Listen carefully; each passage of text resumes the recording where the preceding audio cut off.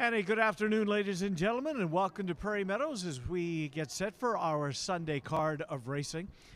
I'm Ken Miller, our racing analyst. We've got the scratches, and there are only a couple of scratches on the program today. Give you the carryovers, however, in the Jackpot Pick 5 as it continues to build. Likewise, the Super High 5 at the end of the card. As far as the conditions, we are a fast track. It is unbelievably warm here in central Iowa. For those of you joining us here on track, you already know that. To the simulcast location throughout the country or our YouTube channel. Temperatures upper 80s. It is humid. So what I would anticipate is we're probably going to have a shortening of the post breaks. Keep that in mind, as I don't know for sure, but when the conditions do get this warm, for the safety of the horses, we want to keep them off the track just as long as we can. So I would anticipate, in all likelihood, a shortening of the post break. Here are the two scratches on the program, and they're both in the quarter horse races. Quarter horse races, as they always do, will begin the card of racing here today. And we'll turn first of all to race number 2. In the second race, we will scratch number 7, Redneck Girl. Race 2, scratch number 7, Redneck Girl. Second race, scratch the 7, Redneck Girl. Our final scratch of the afternoon occurs in race number 3. Number 4, Lethal Fast Cash has been scratched. Race 3, scratch the 4, Lethal Fast Cash. That will end the quarter horses. It's thoroughbreds from here on out. And there's no scratches at this point, but we want to update you on the carryovers. The Jackpot Pick 5, our unique ticket concept. The carryover going into this, should one person win this Jackpot Pick 5, one person pick the 5-5 race, the final 5 races, and be the only one that has that winning ticket, the carryover going into it is $87,444. $87,442. We also have another carryover in the last race. It's a separate pool, different pool, the Jackpot Super High 5. The carryover there, $10,281, $10,281. Try and pick the first 5 finishers in the nightcap. Track is fast. Glad you're with us. The first race is 42 minutes away. Our track announcer, Bobby Newman, will be along with 30 minutes to post with all the remainder of the changes. Again, only 2 scratches on the card, at least thus far. 41 minutes now until post time. Glad you're with us. Wherever you're joining us, good luck. Good racing. World-famous Jethro's Barbecue, located just across Adventureland Drive, serving slow-smoked baby back ribs and wings that were voted best in the city. Try Jethro's smoked 1-pound ribeye steak, a steak that tastes like it was cooked over a campfire. Come for the best happy hour in town with half-price beer and cocktails. Jethro's Barbecue, your Altoona neighborhood sports bar. And they're off. Whether you're betting big or just here for the thrill, one sure thing is Scornavaca's Pizza and Pasta, and we are located just across the street. We've been serving Italian signature dishes since 1973. From hand-tossed pizzas to hearty pastas and sandwiches, we've got the winning recipe. Located right here on Adventureland Drive, we offer dine-in, carry-out, and delivery. Check out our full menu at scornos.com.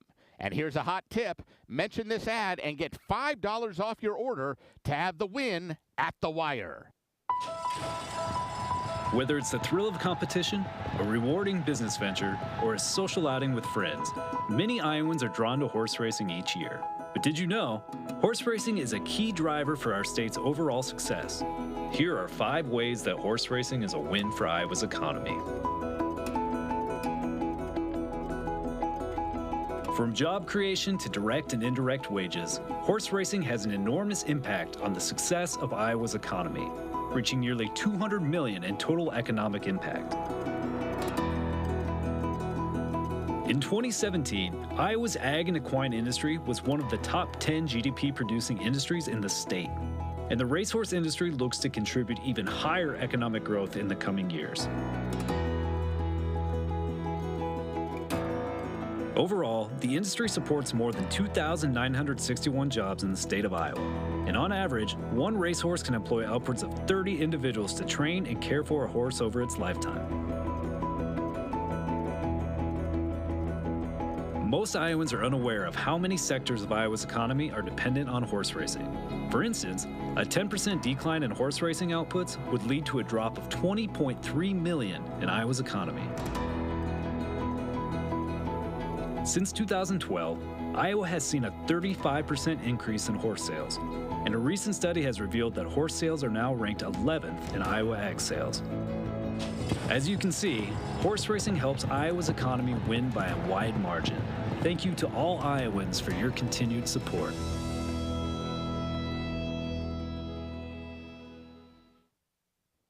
We invite you to savor the flavor of the finest Tex-Mex food in town at Casa Agave. You're sure to find plenty of favorites at the hottest new restaurant in Altoona. Casa Agave. It's in the old Claxons location on 8th Street Southwest, just around the corner from Prairie Meadows. It's Casa Agave. We'll see you there. Whether you want to relax and eat your favorite comfort foods or have a few beers and watch the game, Sam's Bar and Grill is where the locals go. Voted Best Sports Bar in the Des Moines People's Choice Awards for 2023 and 2024. With a wide selection of local craft beer, 15 TVs, and free entertainment, Sam's has something for everyone. Conveniently located just around the corner at 3160 8th Street Southwest. So grab your friends and get ready because it's always a good time at Sam's. Everywhere you look, Iowa thoroughbreds are doing big things on the track. Champion Iowa runners are winning both here and at major circuits around the country. Iowa breds are turning up as major stakes winners all over. Jerome Stakes, Aqueduct. Final furlong, Cyclone State is all alone. They're winning big purses. Remington Springboard Mile. Wild Atlantic Storm and an all-out drive will take the Springboard Mile by a length and a half. They're bringing it home in stakes races. Lafayette Stakes, Keeneland. Glengarry to win the Lafayette Stakes. All over, Iowa breds are making a name for themselves. Running in the Traverse, Saratoga. Winning the Sam F. Davis, Tampa Bay Downs. No more time in front, no more time. Wins the Sam F. Davis. From big races at Oaklawn, Churchill, and even the Breeders' Cup, Iowa horses are succeeding at the highest levels. They're even showing up on the global circuit in Hong Kong. Iowa's thoroughbred program just continues to get better and better, and the best is yet to come.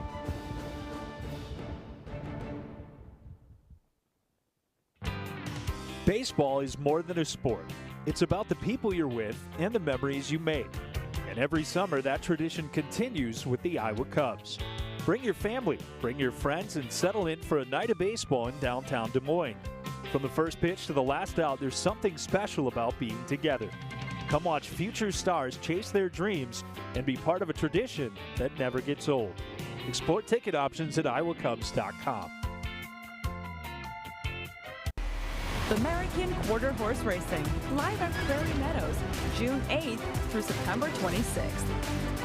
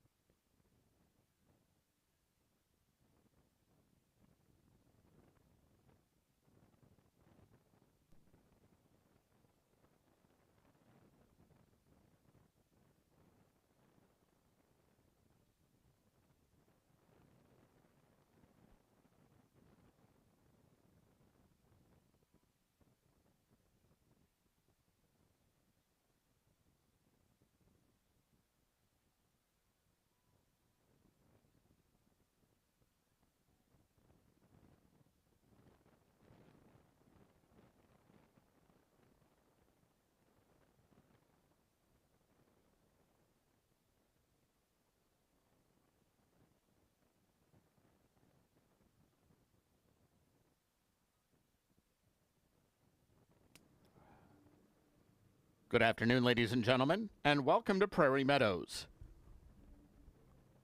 Here now are the changes in today's races.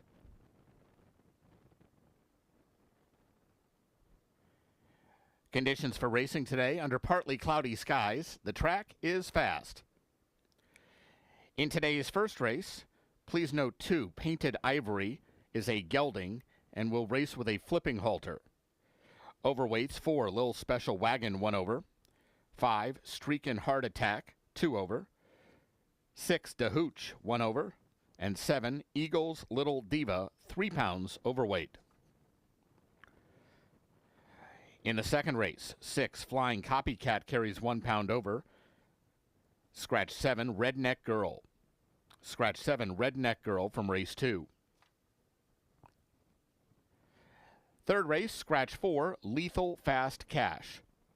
Scratch 4, Lethal Fast Cash from race 3. 5, Cowboy 123 carries 3 pounds overweight. Race 4 starts the early pick 4. Please note 2, Flat Sprout does not race with Lasix. No Lasix for number 2. There are no changes in the fifth race. Start of the pick 5. There's a carryover of $87,442 in the jackpot pool. There are also no changes in races 6, 7, 8, or 9. A reminder, race 6 begins the late pick 4.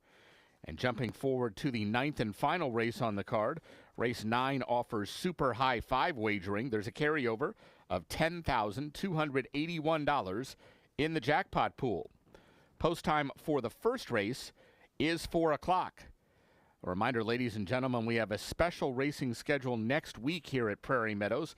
Post time Friday, Saturday, Sunday, and Monday will be 4 p.m. each day. Next Friday, July 3rd. Not only starting early at 4 p.m., but Iowa's greatest fireworks show going to take place here at Prairie Meadows after the races. Invite everyone to come out and join us. Admission is free, of course. Special early post time on Friday, July 3rd of 4 p.m. with a huge fireworks spectacular here at Prairie Meadows after the races. And then next Saturday is the 4th of July. Great live racing also with an earlier post of 4 o'clock.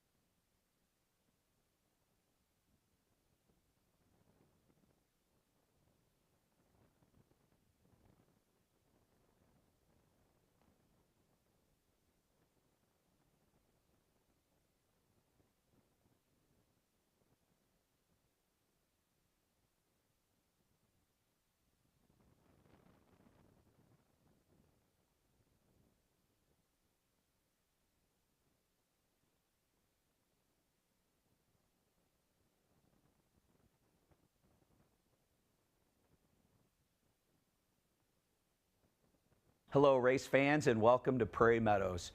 I'm Brian Orelko, President and CEO of Prairie Meadows, and we're excited to have you with us for a great day of live racing and entertainment.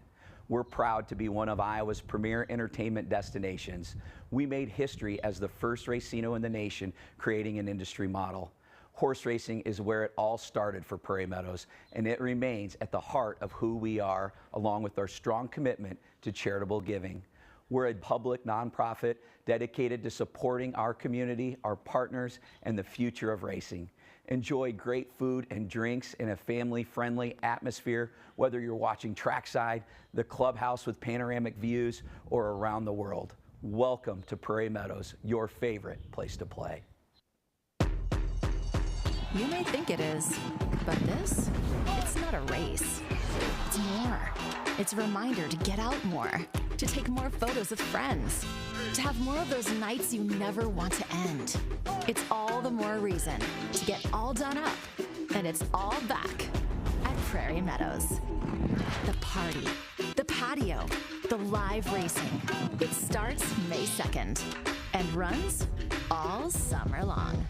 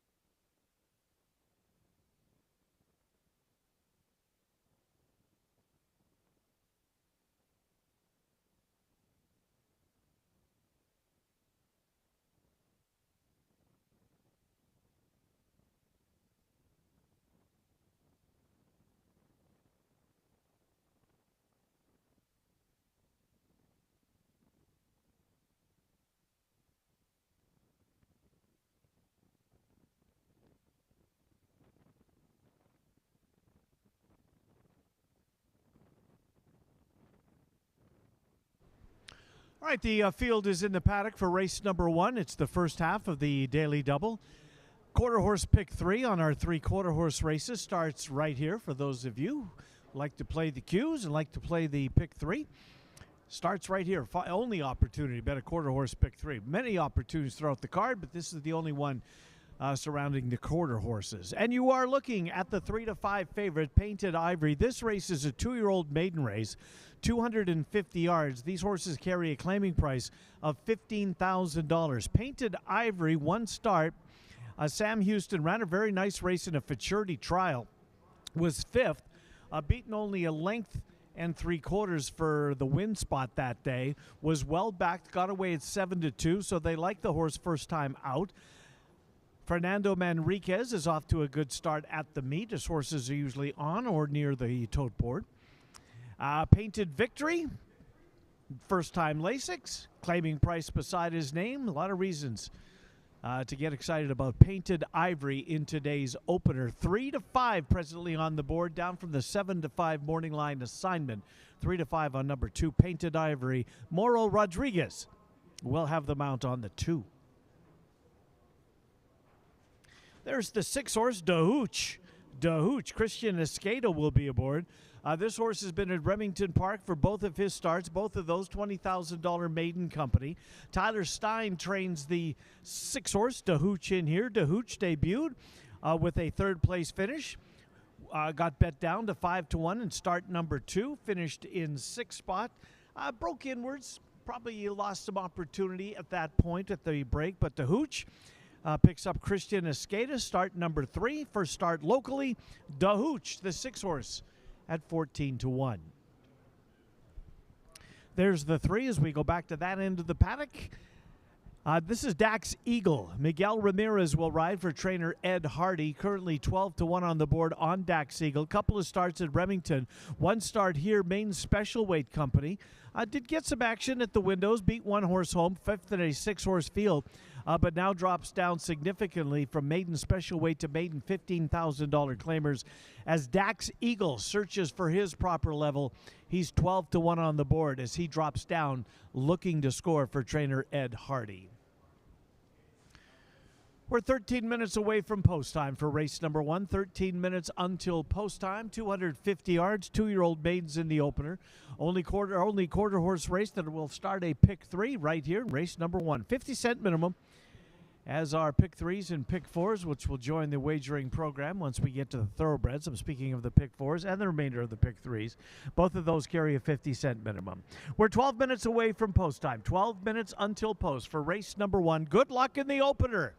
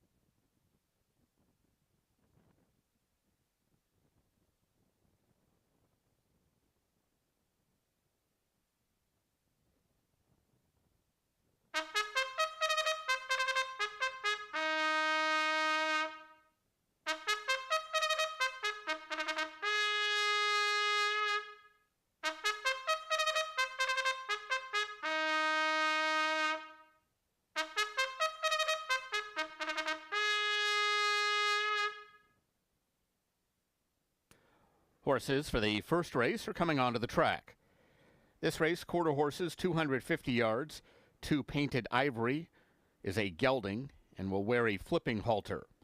First race offers win, place, show, exacta, quinella, trifecta, superfecta wagering, as well as double and pick 3. The track is fast.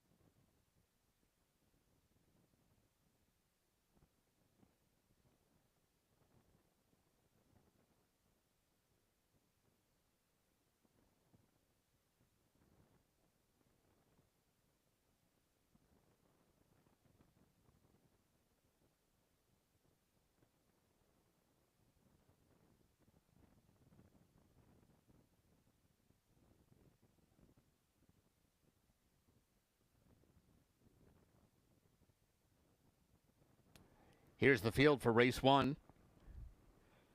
1, One Hot Headlight, Cody Kellenberger. 2, Painted Ivory, Moro Rodriguez. 3, Dax Eagle, Miguel Ramirez. 4, Lil Special Wagon, Armando Alvidrez. 5, Streakin' Heart Attack, Giovanni Estrada. 6, Da Hooch, Christian Escada. And 7, Eagles Little Diva, Fernando Fonseca Soto. 6 minutes to post.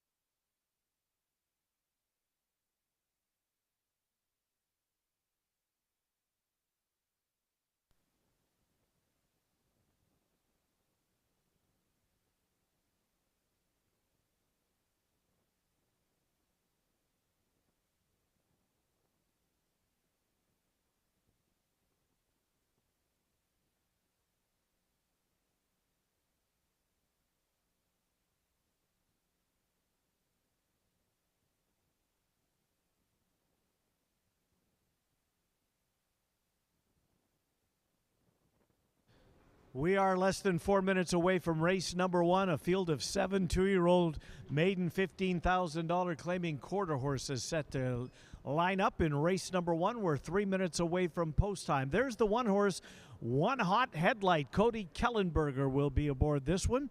One start at Miles City before coming here. Tried maiden special weight, finished 6th at odds of 24-1. Had a slow start that day. Obviously would need to get a better start, as they all do in a 250-yard race. Drops down for a claiming price, One Hot Headlight. Cody Kellenberger for trainer Robert Johnson, 11-1 on the board for the one horse, One hot headlight. There's the 2. That's Painted Ivory. Painted Ivory is ticked up now to 8-5 on the board, 7-5 morning line, so about right where they were pegged when the entries were drawn. Fernando Manriquez trains. Moro Rodriguez will be aboard. This horse got out at 7-2 in his one and only start, coming at Sam Houston. Finished in 5th in a 9-horse field, but did show some speed before giving way. Returns on Lasix for the first time, and is obviously from a futurity trial to a maiden $15,000 claimer.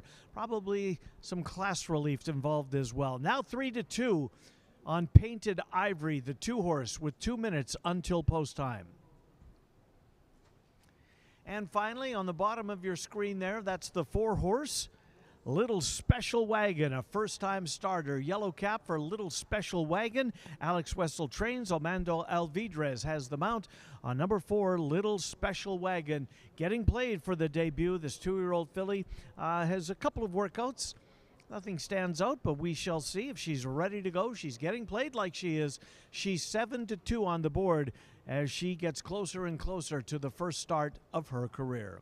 Race number 1, less than 2 minutes away. Maiden $15,000 quarter horses at 250 yards. Good luck in the opener.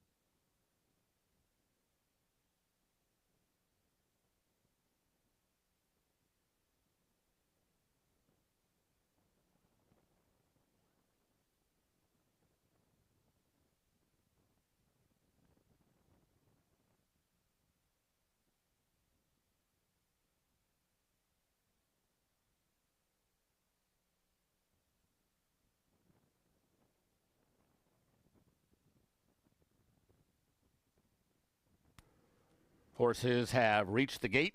It's post time. At the gate for the first, 1 hot headlight, Little Special Wagon have gone in. Streakin' Heart Attack, Painted Ivory.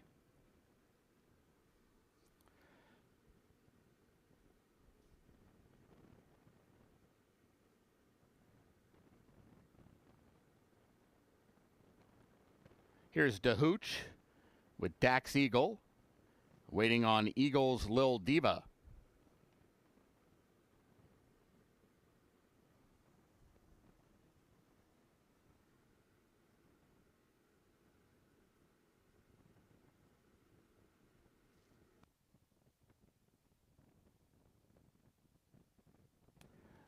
They're all in line.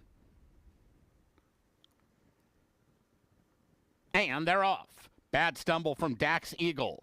Great start for Streakin' Heart Attack and quickly opens up on the lead. Little Special Wagon and Painted Ivory trying to close through on the inside. Streakin' Heart Attack, though, in front, won the race right at the start. Beating Painted Ivory, a photo for the show.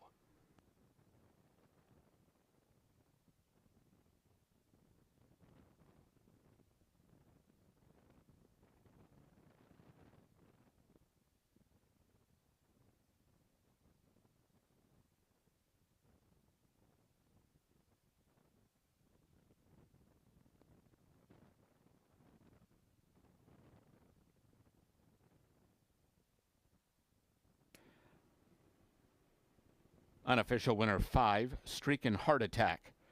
Second 2, Painted Ivory, a photo for the show position.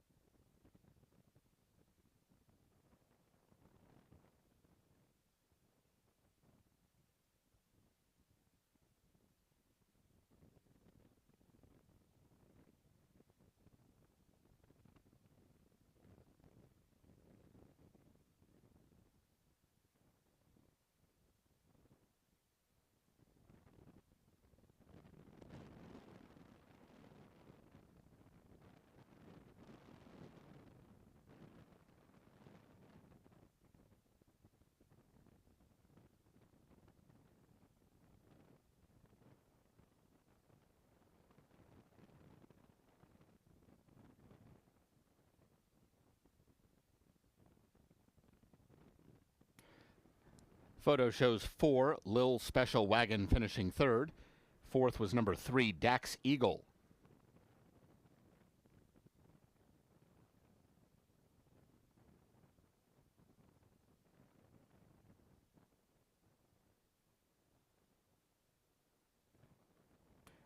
Results are official.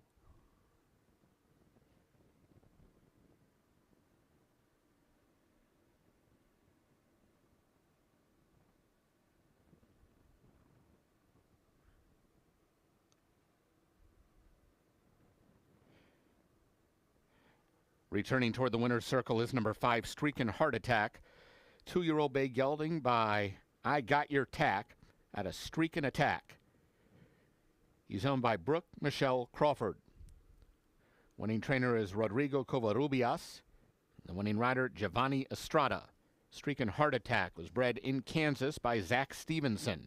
Running time 14.102 seconds. The Exacta paid $39.80, Quinella $13, Trifecta $61.75, Dime Super $33.27. Up next, today's second race, Scratch 7, Redneck Girl. 20 minutes to post.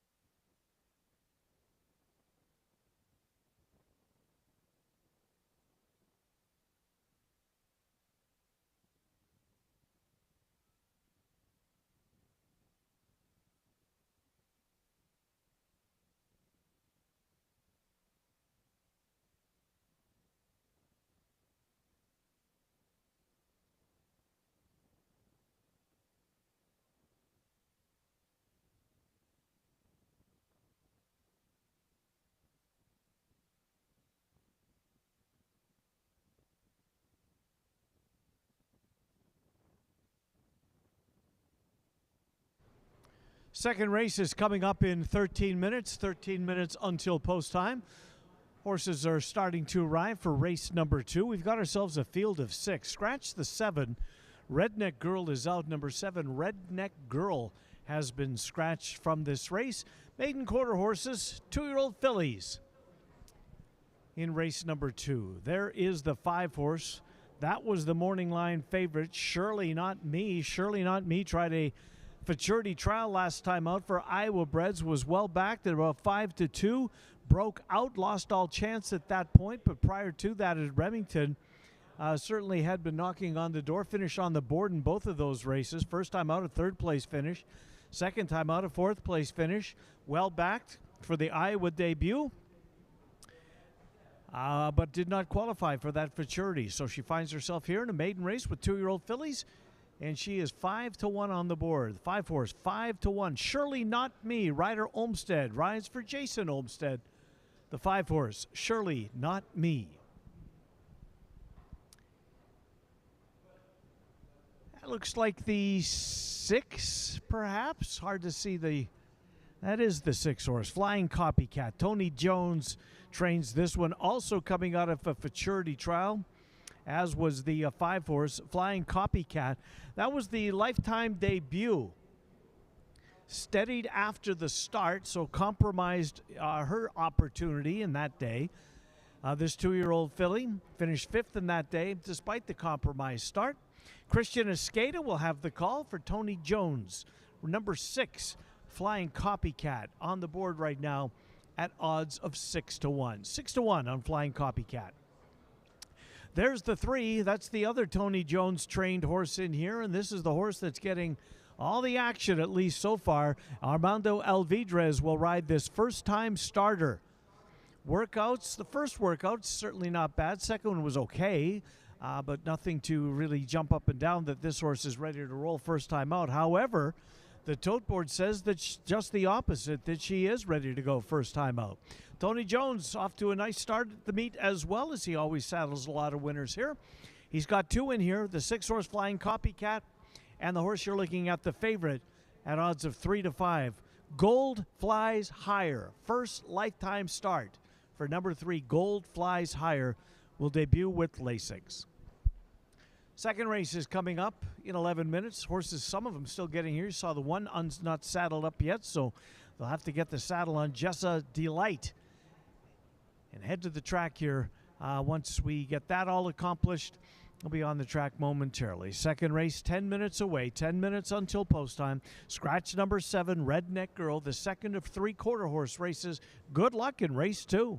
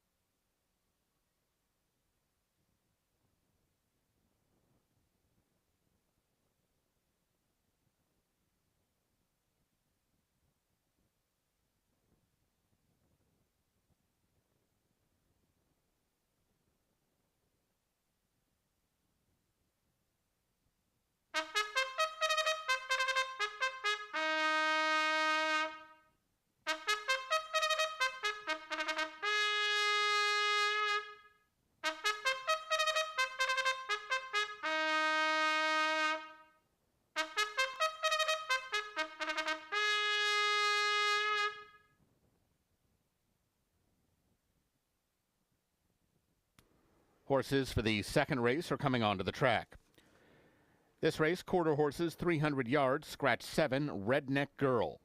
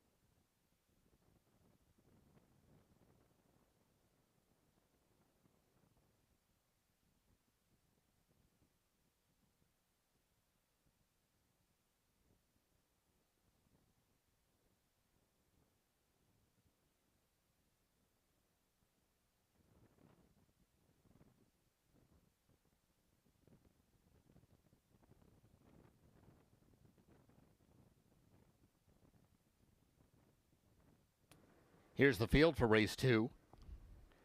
1, TRS Jessa D Light, Fernando Fonseca Soto. 2, Painted Down Dash, Jorge Torres. 3, Gold Flies Higher, Armando Alvidrez. 4, High Flying Shake, Miguel Ramirez. 5, Surely Not Me, Ryder Olmsted. And 6, Flying Copycat, Christian Escada. 4 minutes to post.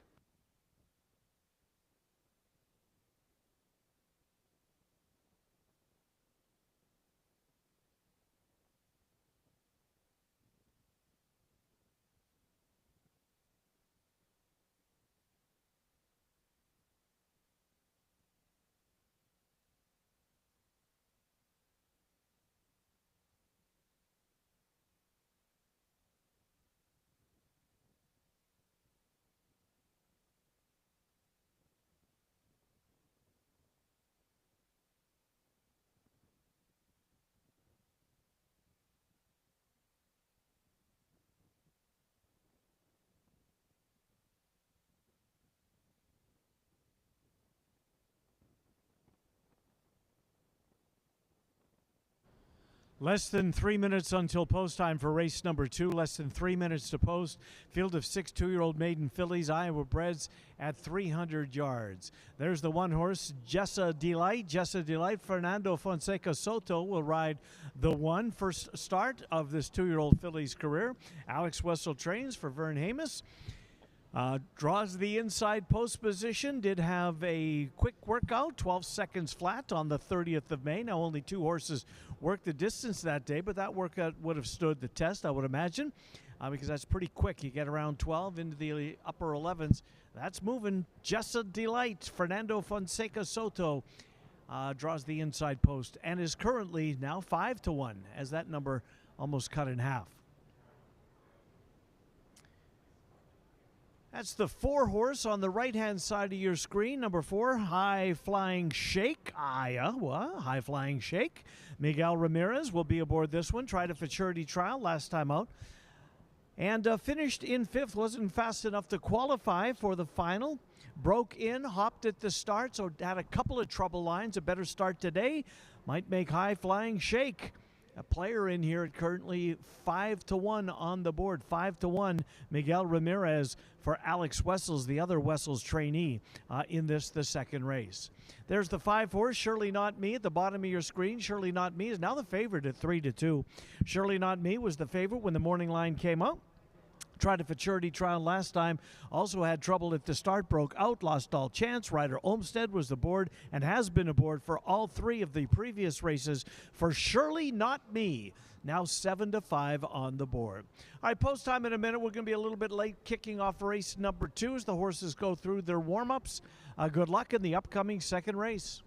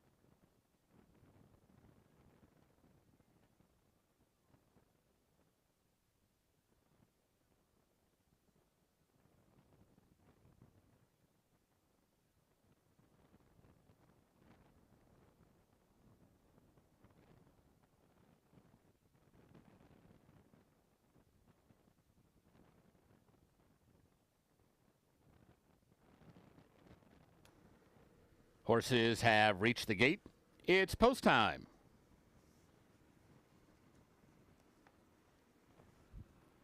Set to load for the second.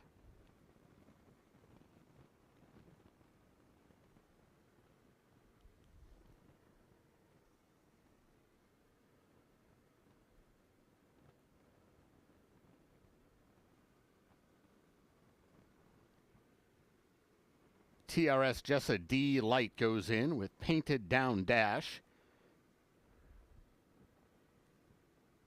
High flying shake. Gold flies higher.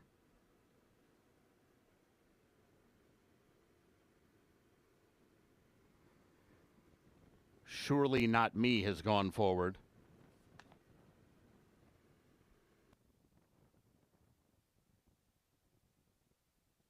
Waiting on Flying Copycat.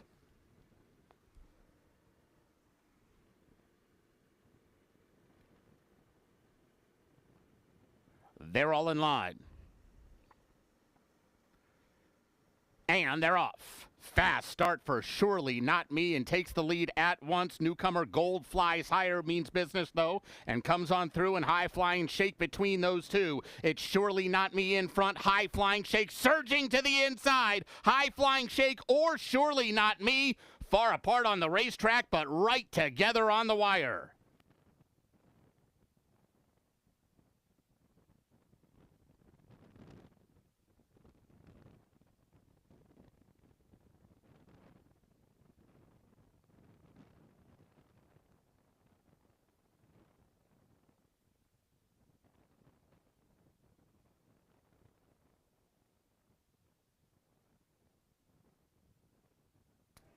Photo finish.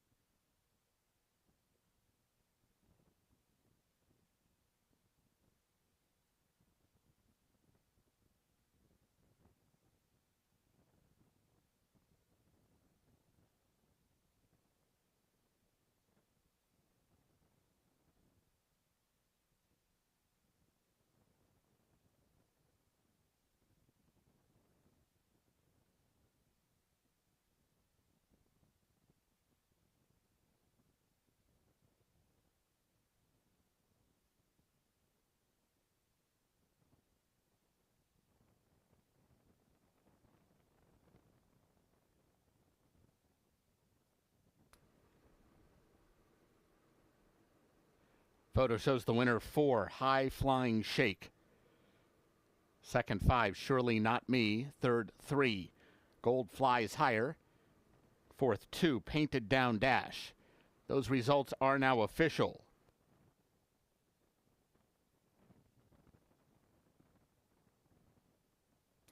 Returning toward the winner's circle 4, High Flying Shake.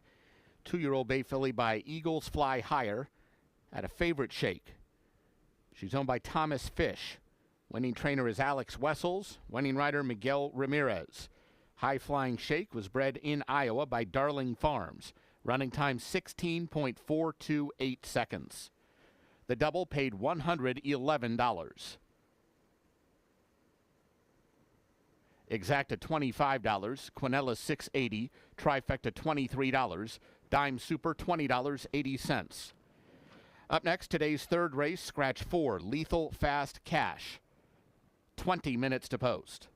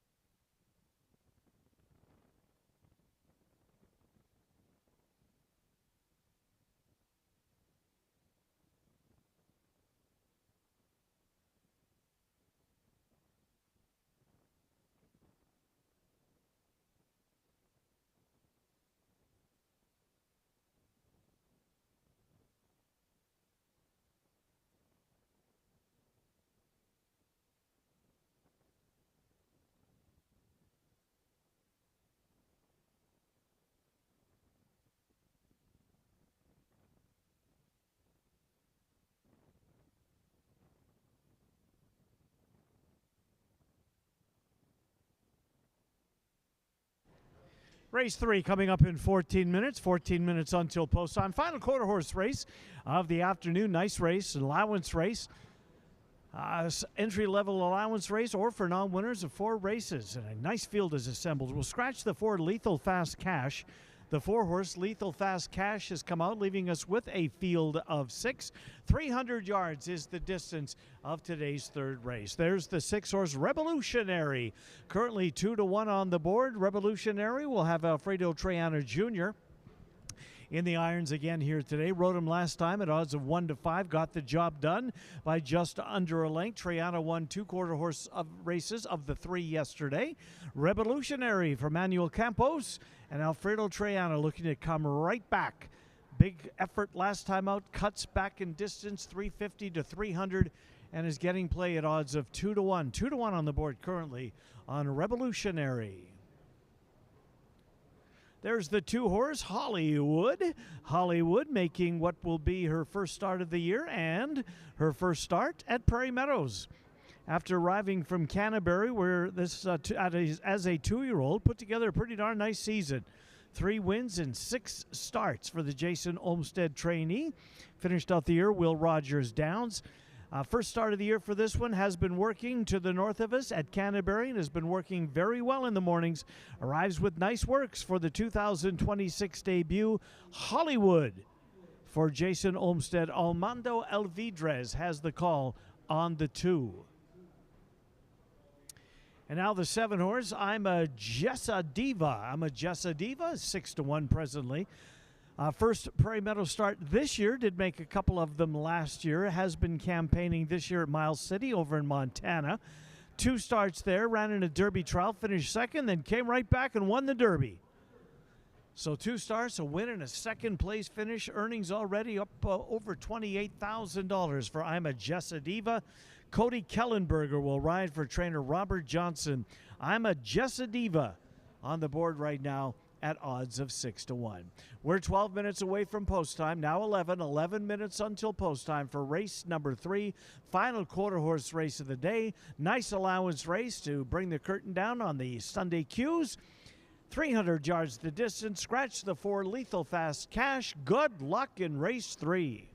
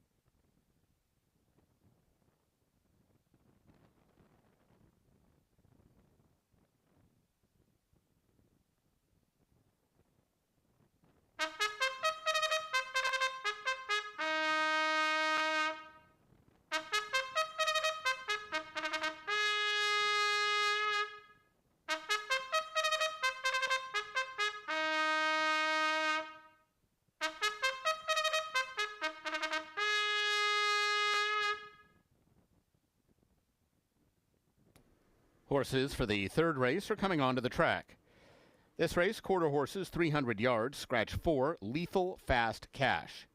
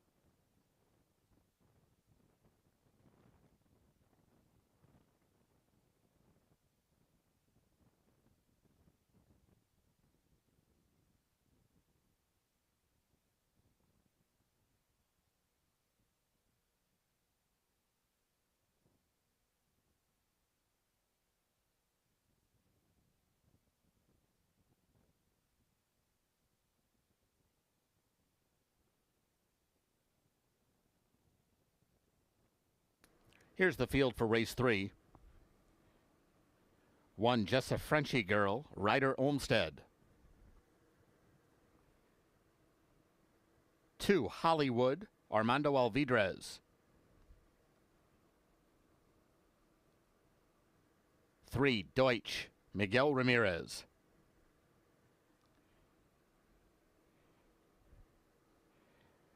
5, Cowboy 123, Christian Escada.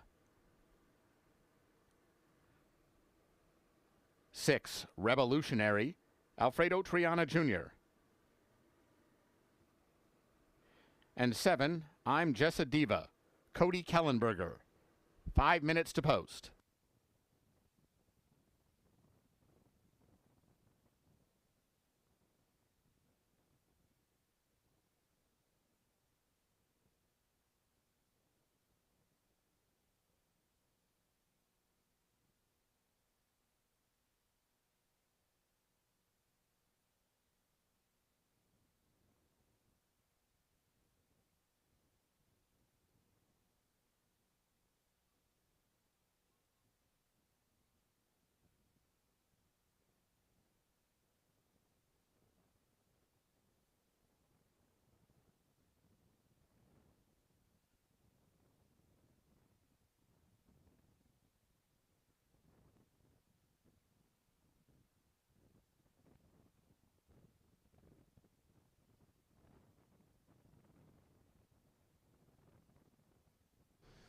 The third race is 4 minutes away, only 4 minutes until post time, a 300-yard event.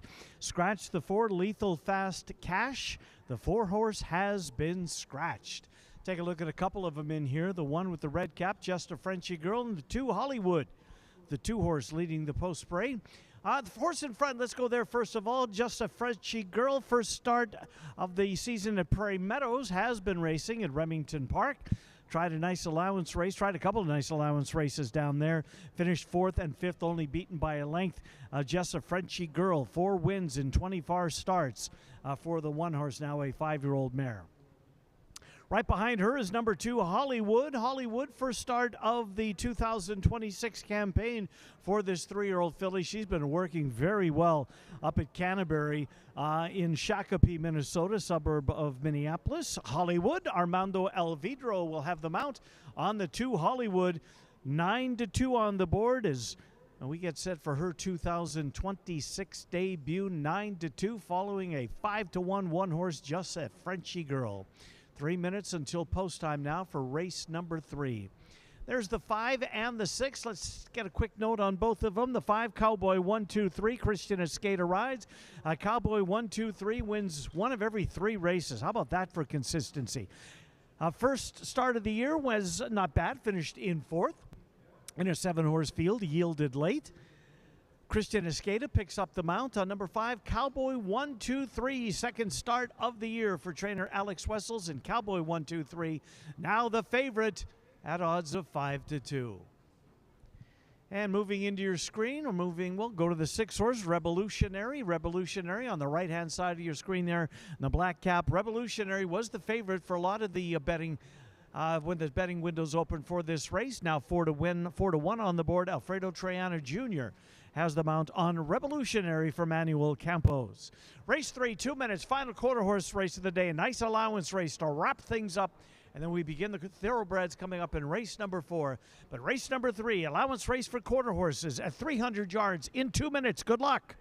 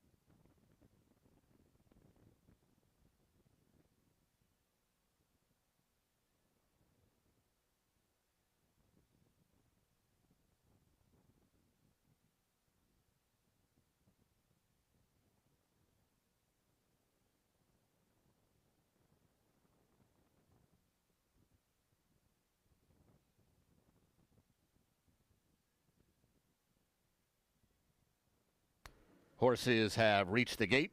It's post time. Set to load for race 3.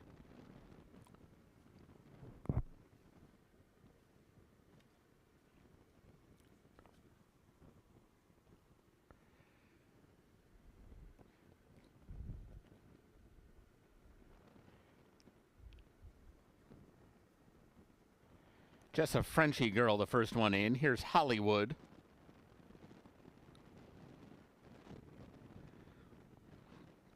Deutsch.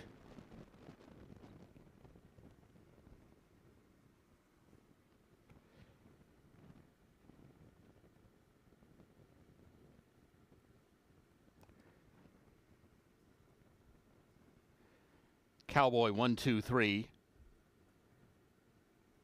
Revolutionary. Just waiting on I'm Just a Diva.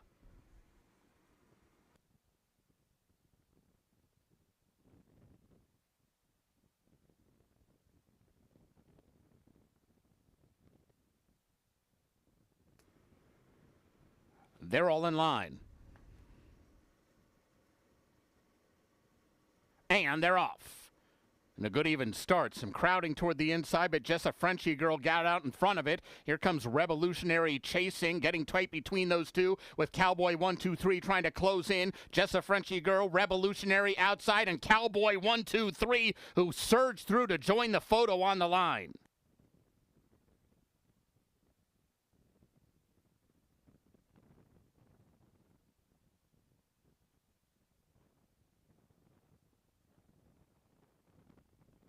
Photo finish.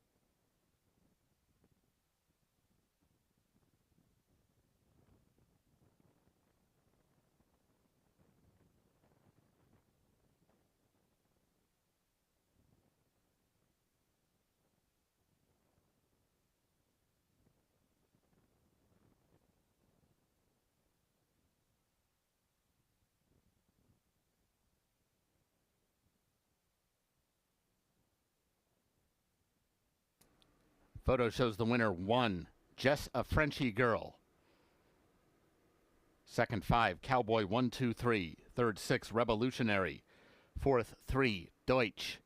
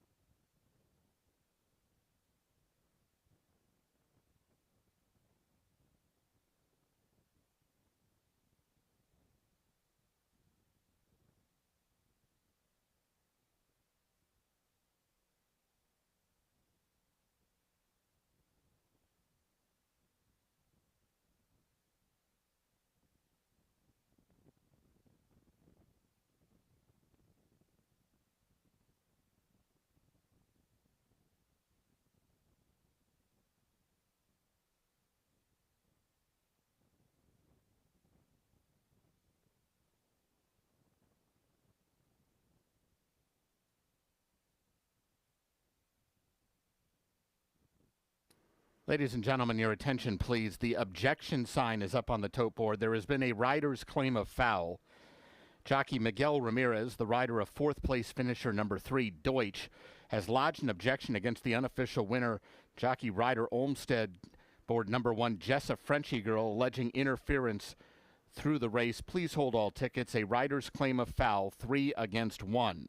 Returning toward the winner's circle is number 1, Jessa Frenchy Girl, 5-year-old bay mare by Apolitical Jess out of Veuve Clicquot. She's owned by Marla Robinson Family Trust and trained by Jason Olmsted. The rider is Ryder Olmsted.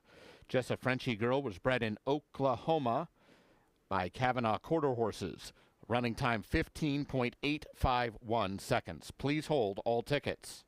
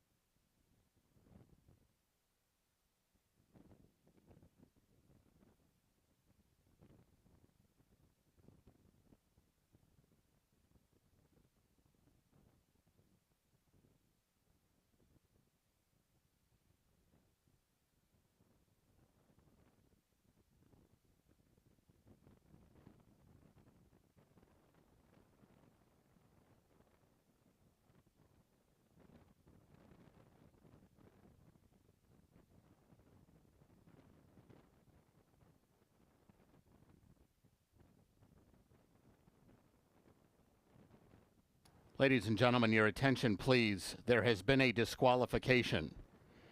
The stewards have ruled that number 1, Jessa Frenchy Girl, has been disqualified from first and placed fourth for causing interference to number 3, Deutsch, through the stretch. Once again, number 1, Jessa Frenchy Girl, disqualified from first and placed fourth. The new order of finish reads 5, 6, 3, 1. Returning to the winner's circle now is number 5, Cowboy 123. 5-year-old Sorrel gelding by Flying Cowboy 123 out of Corona Carmelita. He's owned by Stephen Moyle, trained by Alex Wessels, the winning rider Christian Escada. Cowboy 123 was bred in Iowa by Paragon Farms.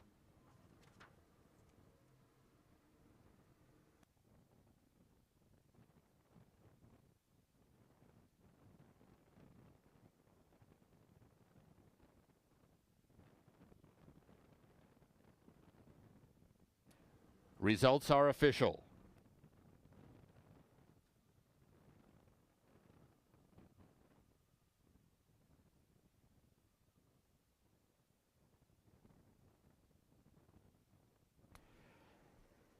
Exacta $20.20, Quinella $7.40, Trifecta $18.40, Dime Super $9.69, Double paid $50.20, the Pick 3 $111.25.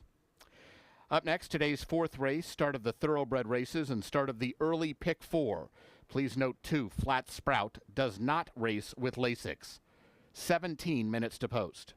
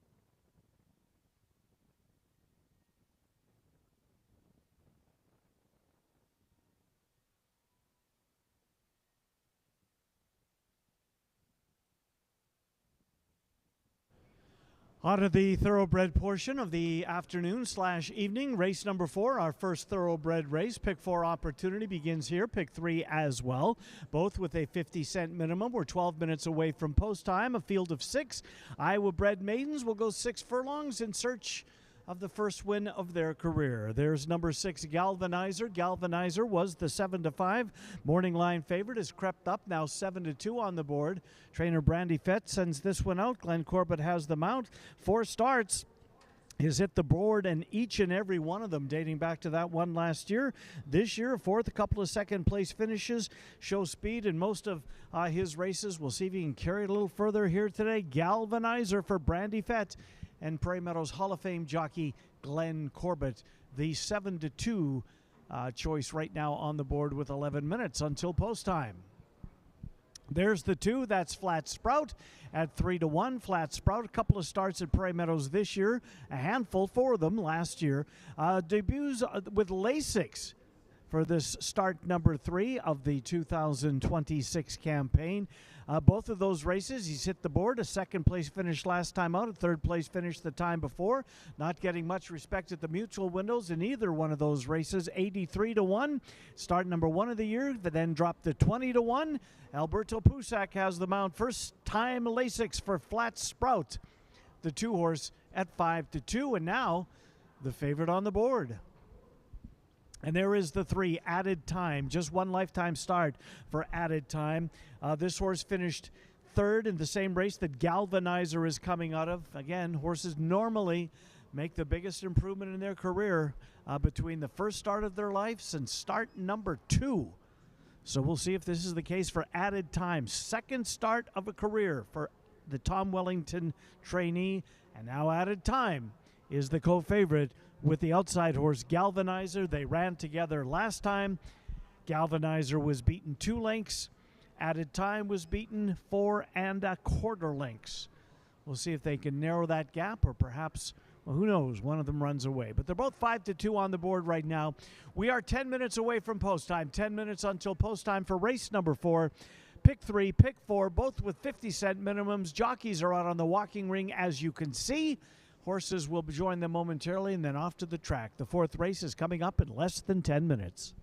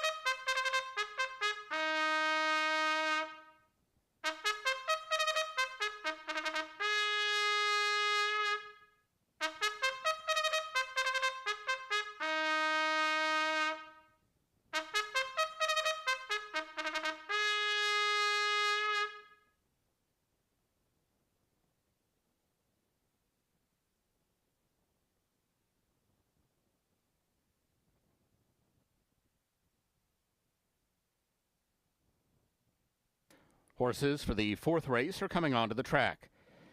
This race at 6 furlongs, 2 Flat Sprout, does not race on Lasix. This race begins the early pick 4.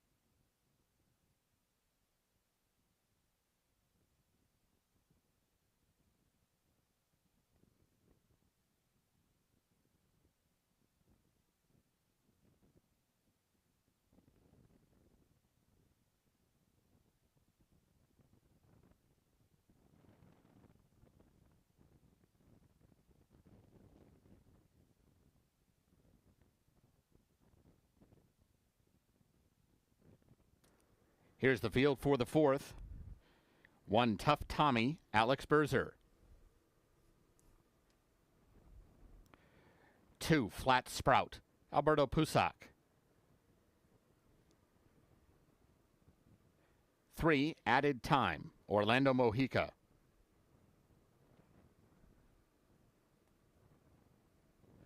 4 No Free Kisses, Alfredo Triana Jr. 5 Sailor Man, Kento Hill. And 6 Galvanizer, Glenn Corbett. 5 minutes to post.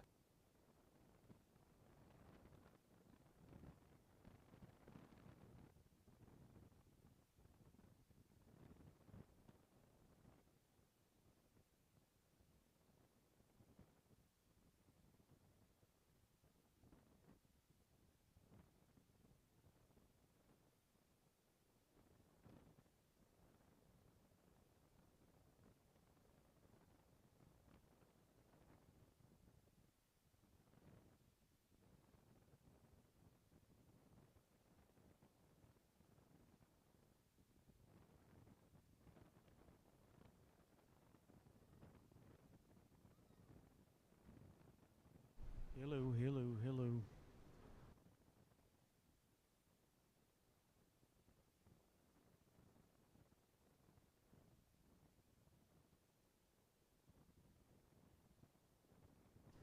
The field is on the track for the fourth race, less than 4 minutes until post time. An Iowa bred maiden race at 6 furlongs, pick 3, pick 4 wagering available right here. Let's zero in on the 6 horse. That's Galvanizer for Brandy Fett. Galvanizer's made 4 lifetime starts, has hit the board in every single one of them.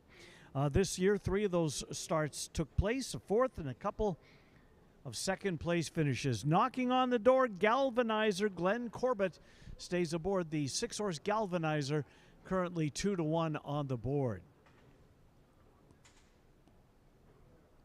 Left-hand side of your screen, well, that was the 1 horse, Tough Tommy. Tough Tommy had been running in maiden claimers. That's the red cap there, kind of in the middle of the screen. Tough Tommy, Alex Berzer has the mount. Moves from maiden claimer to maiden special weight for this one, but has been coming close. Both of those races, 3rd place finishes and beaten less than a length in both of them. Tough Tommy on the race for trainer Tanner Tracy is currently 4-1. 4-1 for Alex Berzer on Tough Tommy. Blue cap there, that's the 3 horse. And that's Added Time. Added Time for trainer Tom Wellington. Orlando Mojica will ride the 3 horse Added Time in the middle of your screen. Added Time, first lifetime start, finished right behind Galvanizer. Well, a couple of lengths behind Galvanizer, but Galvanizer was second, and Added Time finished in 3rd. We'll see if Added Time takes a step forward, as horses normally do between the first lifetime start and the second of their career. Added Time at 3-1 with 3 minutes until post time. Now down to 2 minutes until post for race number 4. Pick 3 and a pick 4 start right here. 6 furlongs is the distance as we begin the thoroughbred portion of this afternoon's race card. Good luck in race number 4.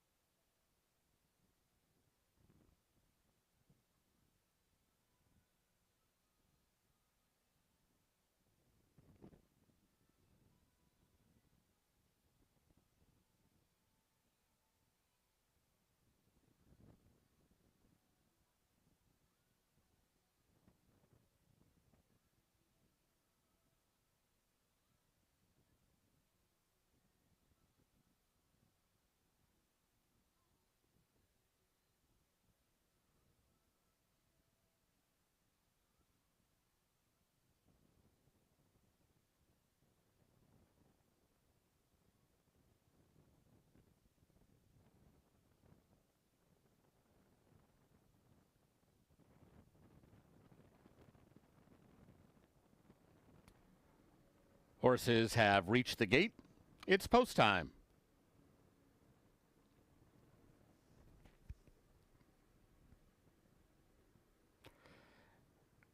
Moving in for the 4th.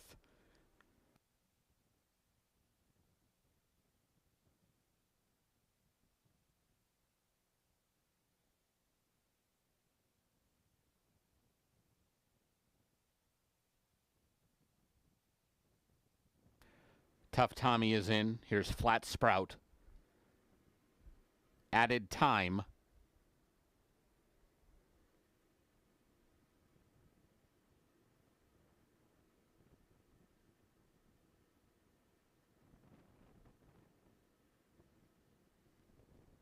No Free Kisses.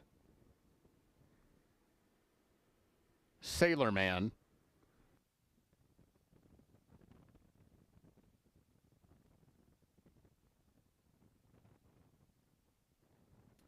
Waiting on Galvanizer.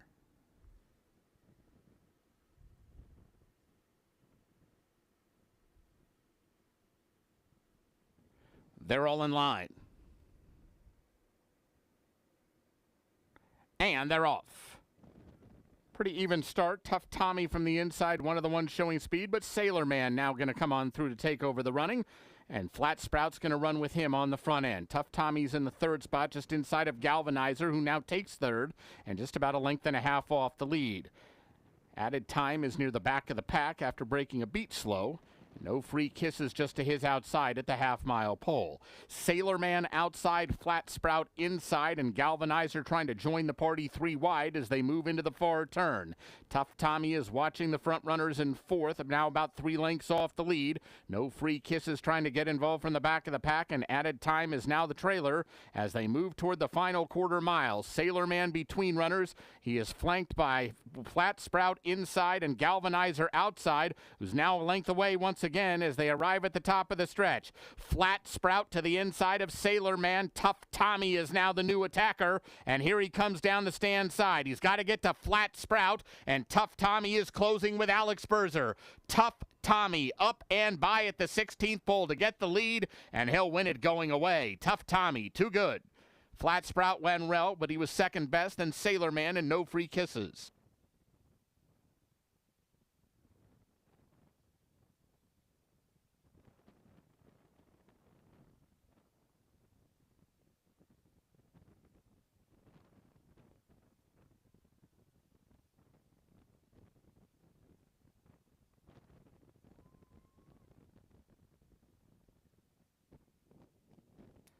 Results unofficial. The winner 1, Tough Tommy. Second 2, Flat Sprout. Third 5, Sailor Man. Fourth 4, No Free Kisses.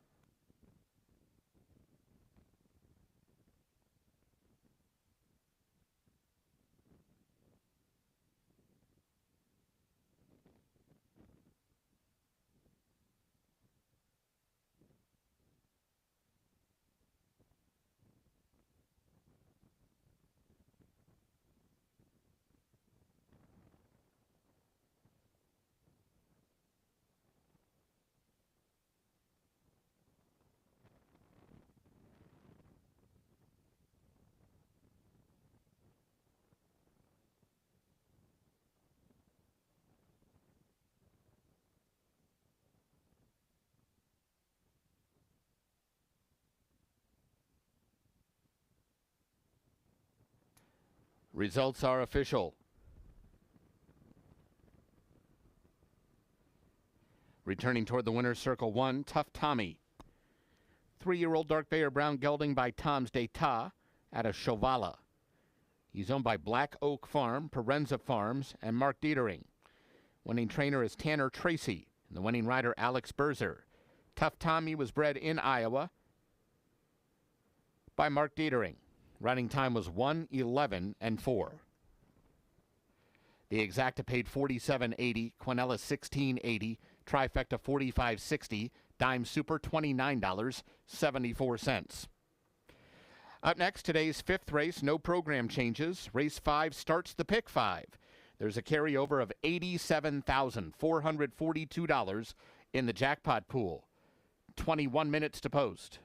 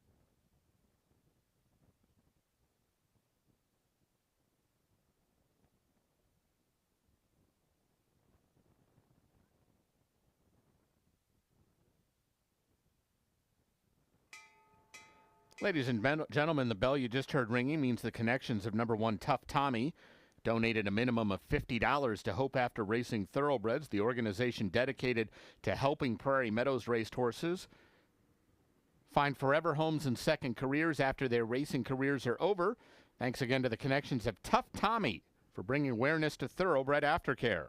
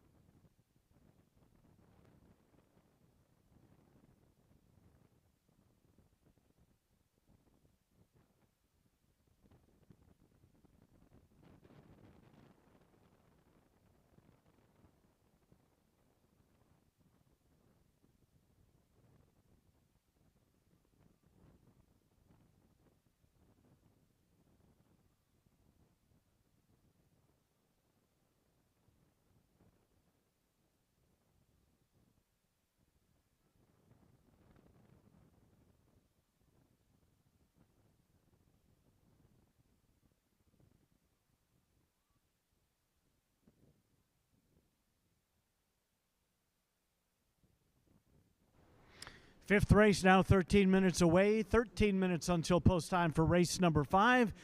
The Jackpot Pick 5 starts right here. It's a unique ticket. If someone picks the next 5 races, the winner of the next 5 races, and is the only one to do so, they'll scoop the whole pool. It starts with a carryover today of $87,442. There's no show wagering on the 5th race, no show wagering. This is an allowance race, nice allowance race, second level allowance race. None of the horses here elected to jump in under the $30,000 price tag, so all allowance runners of the 5 that will comprise the field here at 1 mile and 70 yards. There's the 3 horse. That's Cybertown for Casey Schleiss. Cybertown will have Glenn Corbett in the saddle last time out against a similar group. Finished in 6th. Maybe a little bit tougher last time out. We'll see. Third the time before that. We'll see if Cybertown, who goes back around 2 turns, that causes him to come to life. He's been going around 1 turn, back around 2 turns at the 1 mile and 70 yards distance here for today's 5th race. Currently 9-5 in the co-favorite on the board, number 3, Cybertown.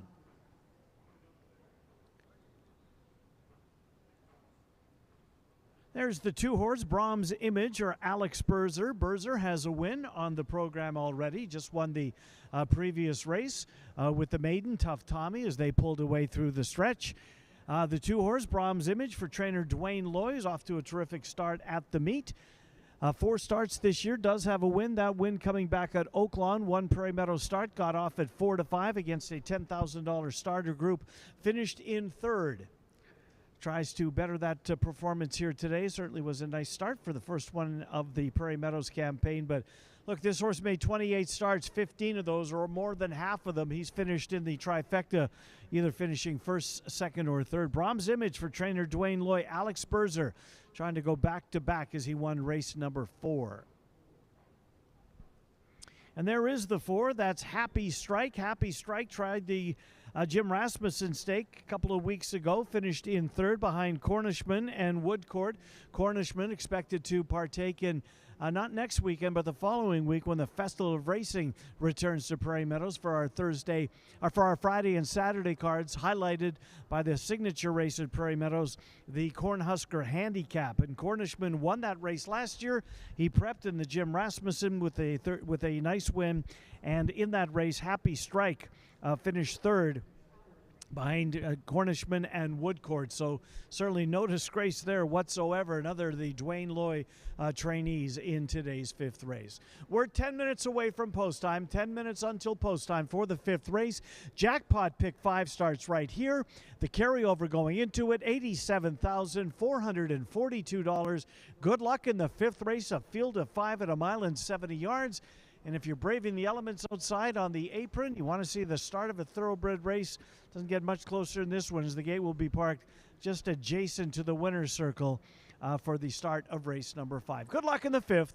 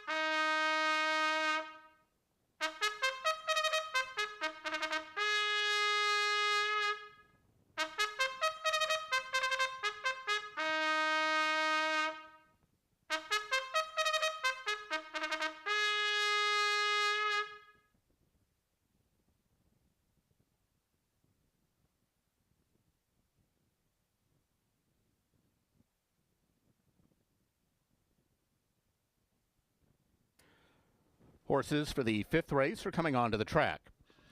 This race at 1 mile and 70 yards, no program changes.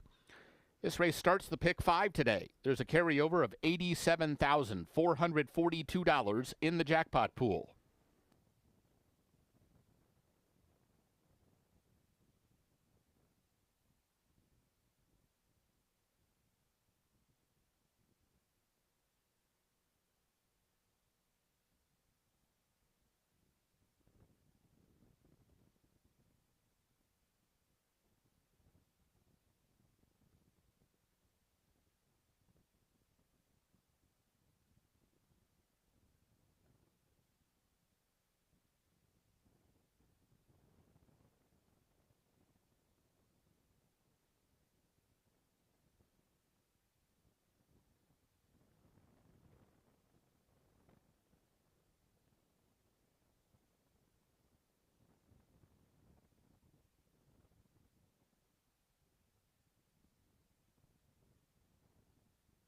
Here's the field for race 5.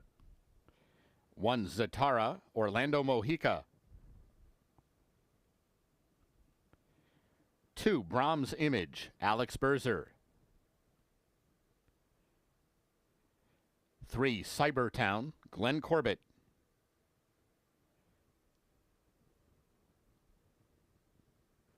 4 Happy Strike, Alfredo Triana Jr. And 5 Conquering Cat, Walter Dela Cruz. 6 minutes to post.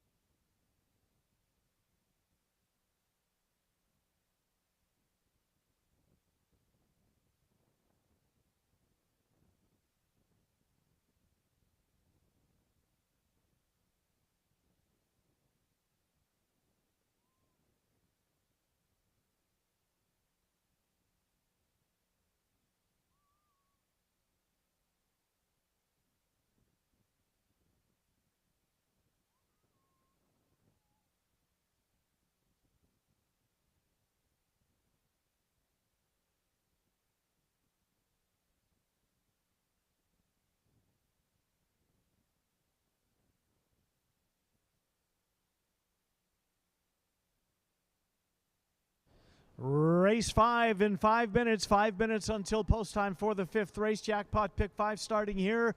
Carry over $87,442. The 5-horse was the morning line favorite for trainer Bill Martin. Now has crept up to odds of 5-2 on the board. Coming off a nice win at a big price of 11-1 that particular day. Stalked, pounced, and prevailed at 1 mile and 70 yards back on the 23rd of May. That was the first Prairie Meadows start ever for Conquering Cat. He's 1 for 1 here. We'll see how he's able to bounce back off of that win, given a little time here, a little bit more than a month for Conquering Cat to make it back to the races. Walter Dela Cruz, the wind rider, back in tow for Conquering Cat. 5-2 on the board for number 5, Conquering Cat. There is the 4. That's Happy Strike. This was the 3rd place finisher in the Jim Rasmussen Stake back on the 13th of June, which is the local prep for the Cornhusker Handicap, finishing 3rd behind Cornishman and Woodcourt. Certainly no disgrace there whatsoever. 3rd beaten 7 1/4. Alfredo Triana Jr. was aboard that day, back aboard this day, and is currently the 8-5 favorite on the board with 4 minutes until post time. There's Zatara, the 1-horse, Orlando Mojica. This horse also coming out of the Rasmussen Stake. They finished essentially right together, the 4 Happy Strike and the 5 Zatara. They were both beaten 7 1/4 lengths, so a nose separated the 4 and the 1 at the wire when they ran together back in the Jim Rasmussen on the 13th of June. Zatara for trainer Jan Arnett, currently on the board at odds of 3-1, as Zatara looks for his second win in 2026. Orlando Mojica with the return engagement. The fifth race is 3 minutes away, only 3 minutes until post time. The favorite currently, number 4, Happy Strike, at odds of 8-5. Carryover was $87,442. Good luck in the upcoming fifth race.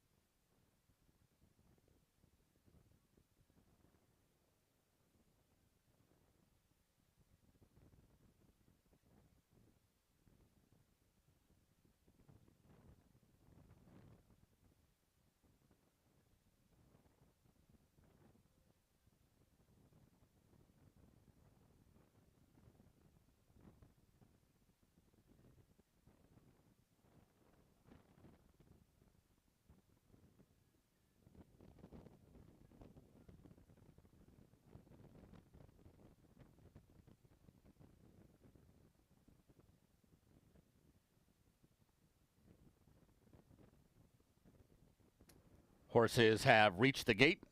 It's post time. Start of today's Pick 5.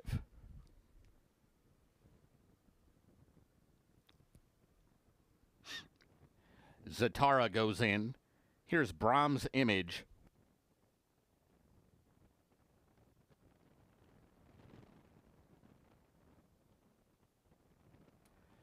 Cybertown.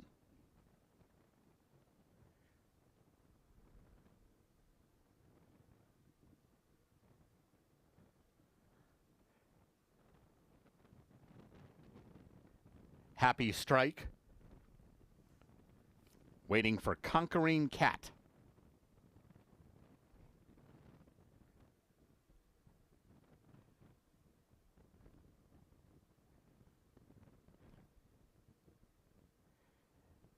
And they're all in line.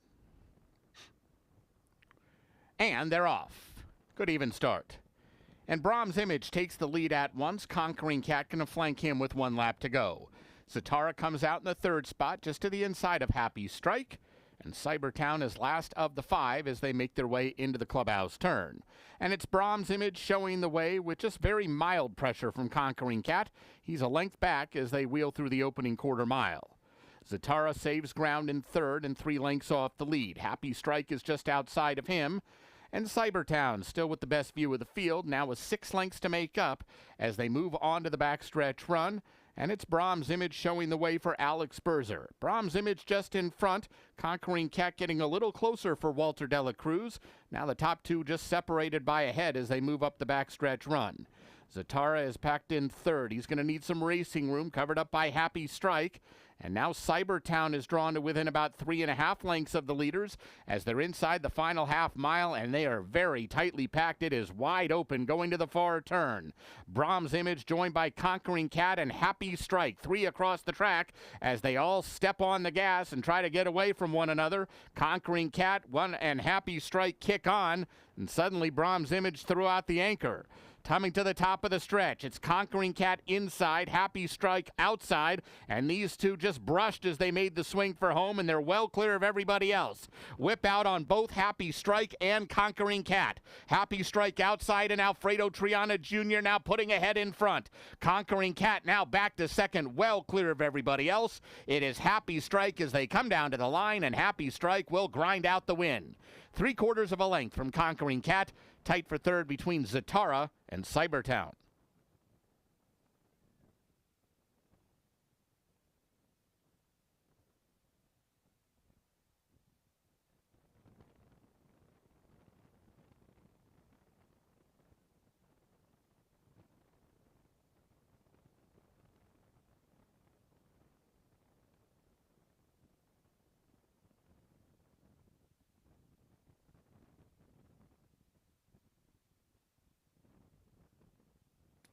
Unofficial winner 4, Happy Strike. Second 5, Conquering Cat, a photo for the show position.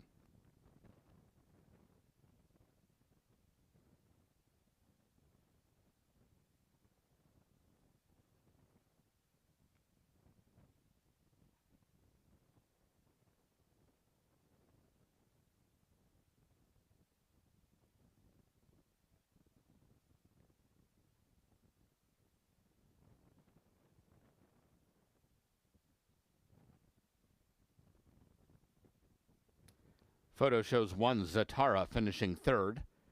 Fourth, 3, Cybertown.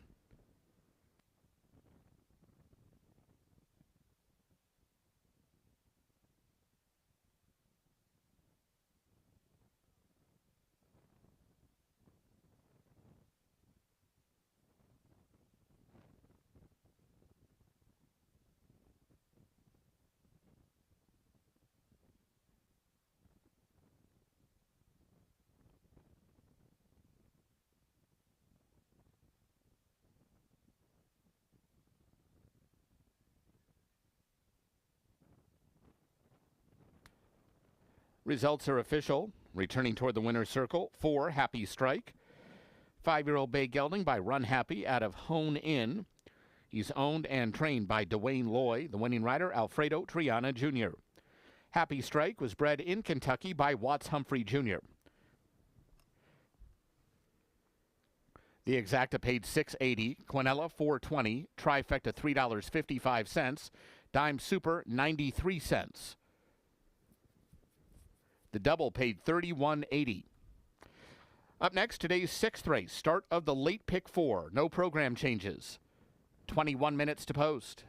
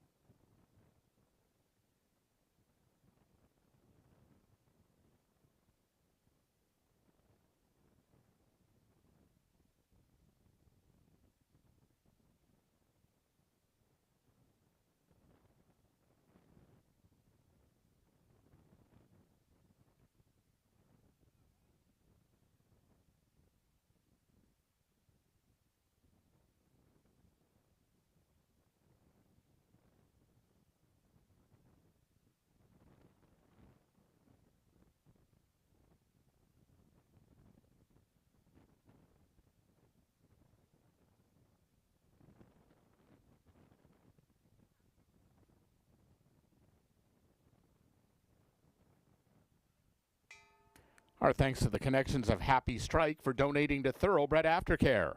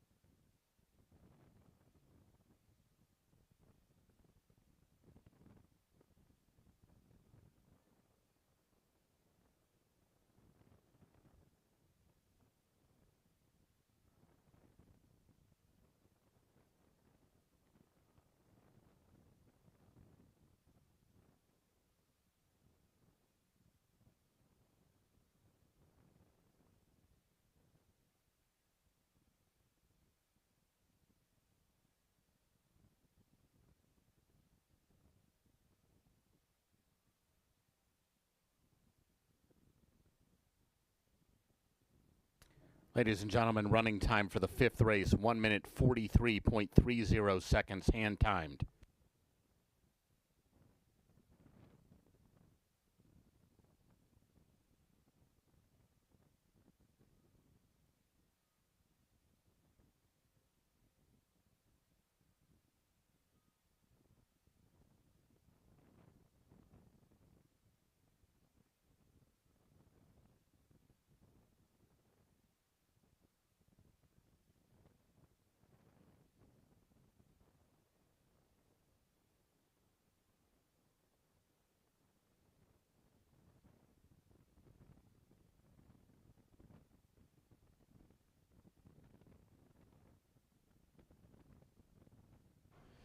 Sixth race is now 14 minutes away, 14 minutes until post time for race number 6, a field of 8.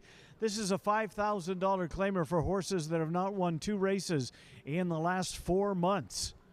The pick 4, the final pick for the afternoon, starts right here. There's also pick 3 wagering. 8 of them, as I mentioned. The current favorite is the horse you're looking at, number 1, Warren L, for trainer Logan Ashford. Warren L got the job done last time out. Alfredo Triana got the win in the last race. He was aboard Warren L in their last race. Triana Jr. looking for back-to-back winners now as he rides Warren L, currently the 2-5 favorite. Warren L came from off the pace at 5 furlongs. Likes to say about mid-pack, looking at his running lines, and then make a late run. Worked last time. We'll see if Warren L can duplicate that effort here today for the Poindexter Thoroughbreds. Alfredo Triana Jr. on the 1, current favorite at 5-2. From the inside to the outside, and there's the 8-horse Morning Cap for trainer Jan Arnett. Morning Cup has been away for a little bit. Ran on the second week of the season, hasn't been seen since. That was a $5,000 claimer where he led every step of the way at odds of 2-5. He does have a couple of very good works as he's worked in anticipation of his return to the races. 28th of May, 4th best of 30, and then the 10th of June, 5th best of 23 at 4 furlongs. 2 very nice works for Morning Cup, showing his fitness and readiness for today's 5.5 furlong affair. Jan Arnett trains Alex Berzer. He too looking for his second winner of the day. He'll be aboard Morning Cup at 9-2. Now the 4, that's Chun Money. Chun Money scored last time out against non-winners of 3 Company. This was the 2-1 morning line favorite. Still getting plays, 7-2 currently on the board right now. Chun Money for Bill Martin. This horse has made 2 starts here this year, a second place finish against 6250 claimers, then came back, won his non-winners of 3 condition, did so. That's coming from off the pace. We'll see if that's the similar tactics here today. Walter Dela Cruz, who was aboard him when he won the last start on the 8th of June, is back in the saddle again here this afternoon. 5.5 furlongs is the distance of the upcoming 6th race. We're 11 minutes away from post time. Jockeys should be making their way to the walking ring and followed by the horses very shortly after that. Race 6, 11 minutes away. Pick 4, final pick 4 opportunity of the afternoon. It has a 50-cent minimum. Good luck on the upcoming 6th race.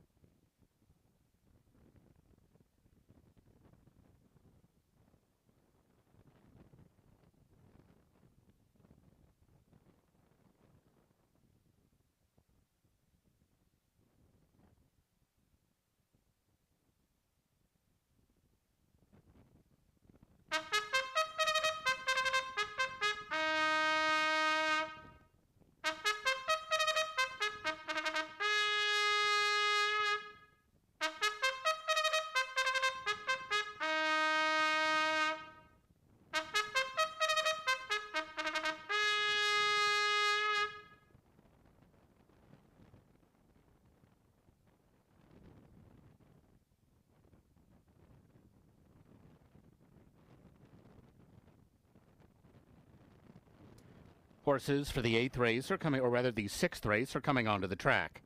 This race at 5.5 furlongs, no program changes. Race 6 begins the late pick 4.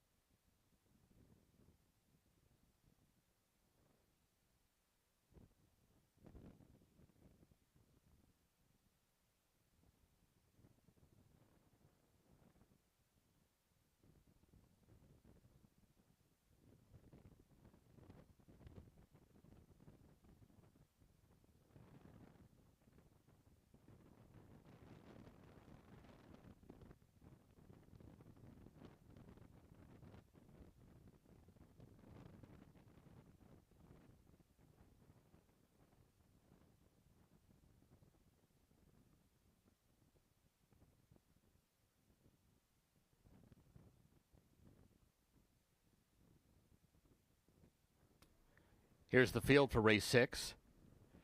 1, Warren L., Alfredo Triana Jr. 2, Biombo, Elvin Gonzalez.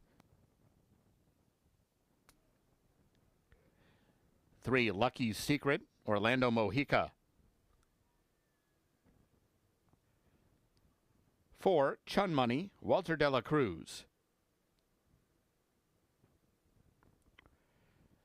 5, Hasty Flyer, Israel Hernandez. 6, Mystery Man, Ken Tohill. 7, Cabo Mischief, Ronnie Huckabee. And 8, Morning Cup, Alex Berzer. 5 minutes to post.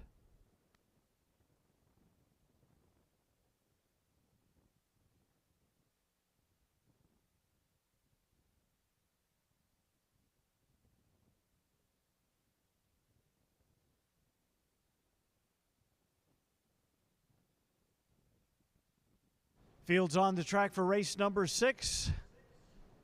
6 minutes until post time. 5.5 furlong affair. Non-winners of 2 races in the last 4 months.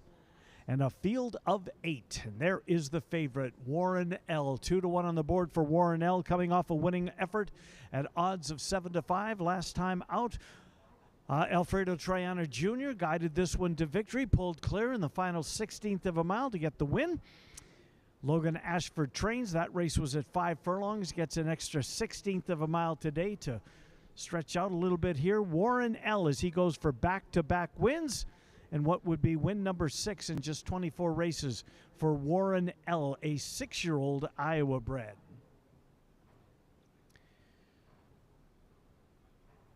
That's the 7-horse Cabo Mischief. 7-1 right now on Cabo Mischief for trainer Lane Johnson. Apprentice jockey Ronnie Huckabee, who won't be apprentice jockey Ronnie Huckabee much longer. He's running out of his apprenticeship, and it's been a good one, don't get me wrong. Cabo Mischief. This year, 7 starts. Does have a win last time out against Starter $5,000 Company. Ran a very good race, I thought. That was coming off a win against $5,000 Company. Moved to Starter $5,000 Company, so the water got a little bit deeper. Still ran a very good 4th. Beaten only 2 lengths for all the money that day. Up to $5,000 claimers for this race here today, and we'll see. This is clearly Cabo Mischief's level as he goes for his 2nd win in his last 3 starts. There's the 8-horse. That's Morning Cup in the pink cap and the pink saddle towel. Morning Cup has been away from the races since the week before the Derby and the Preakness, but that was put on the shelf after a winning race at 6 furlongs where he led every step of the way. Alex Berzer rode him that day, rides him again this day, and he's worked well for his return to the races. He really has. 20th of May.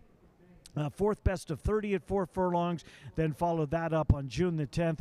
5th best of 23, 47 and 4/5 for Morning Cup. So a little bit of time off, but a couple of really nice works in the meantime for trainer Jan Arnett. Alex Sperzer tries to win his second race of the day. Race number 6 is 3 minutes away. 3 minutes until post time. Final pick 4 opportunity.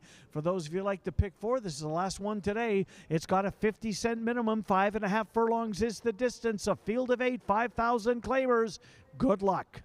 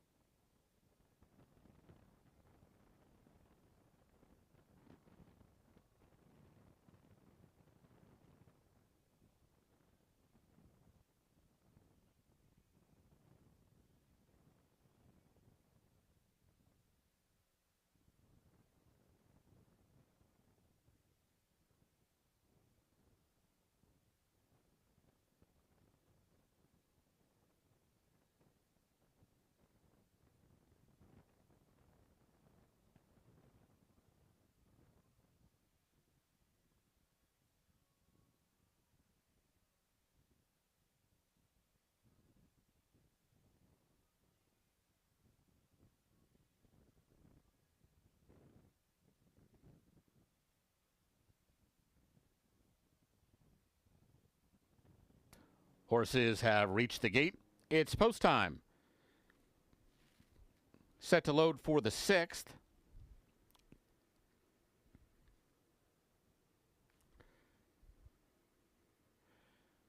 Warren L goes in. Hasty Flyer. Here's Biombo with Mystery Man. Lucky Secret. Cabo Mischief.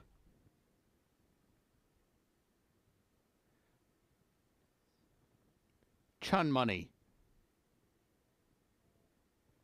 And waiting for Morning Cup.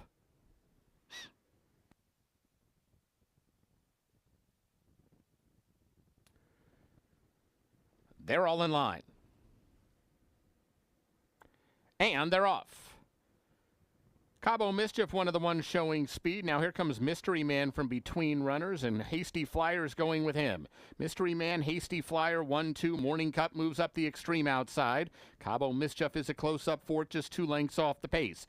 Biombo runs in the 5th spot early on. He's in front of Chun Money, then the gray Lucky Secret, and Warren L will have to pass them all. He's last of the 8 as they head into the far turn. Hasty Flyer just the leader. Mystery Man between runners, and Morning Cup makes it 3 right across across the track, vying for that lead. These three are well clear of everybody else. Biombo moves into fourth, but he is 6 lengths behind. Outside Chun Money is about 4 wide as he tries to close in as well. Warren L taking the inside route. They all have work to do as the front trio comes to the final furlong, and Mystery Man emerges with the lead. Mystery Man in front. Biombo is closing, and so is Lucky Secret, and they're both going better than Mystery Man. Lucky Secret between runners. Biombo the outside. Biombo just in front as they come to the line. Biombo held Lucky Secret tight for third. Mystery Man or Cabo Mischief.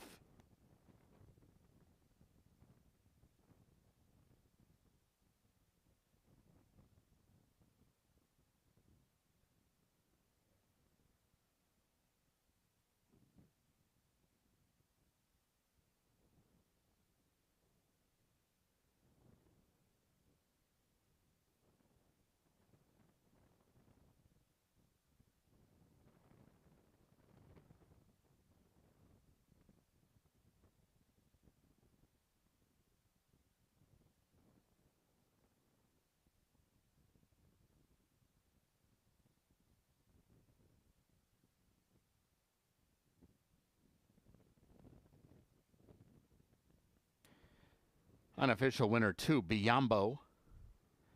Second 3, Lucky Secret. Photo shows 6, Mystery Man finishing third. Fourth was number 7, Cabo Mischief.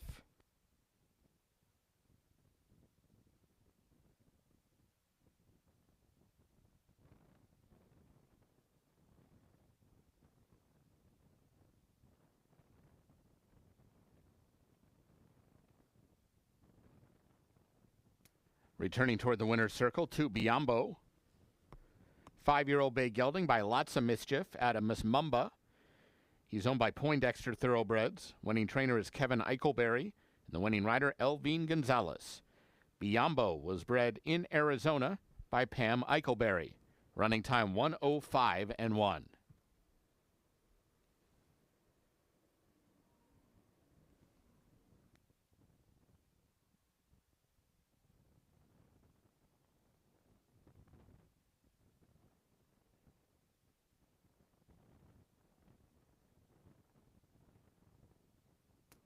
Results are official.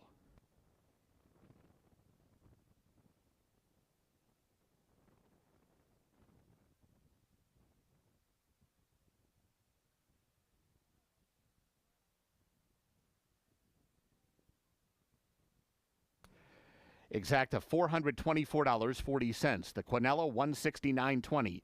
Trifecta $896.30. Dime Super $1,582.98.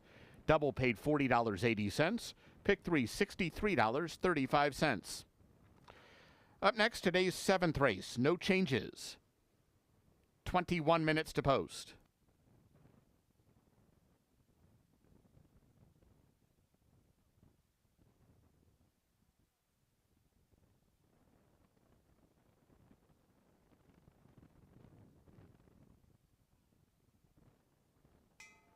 Our thanks to the connections of Biombo for donating to Thoroughbred Aftercare.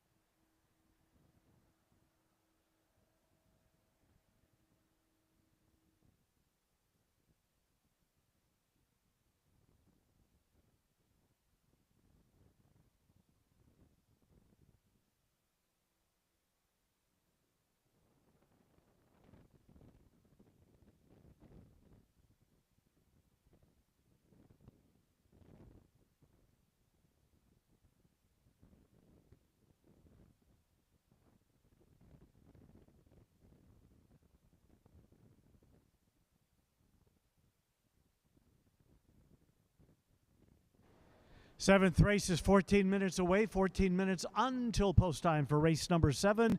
Pick 3, last one of the day, starts right here. A field of 7, $25,000 maiden fillies and mares at 6 furlongs.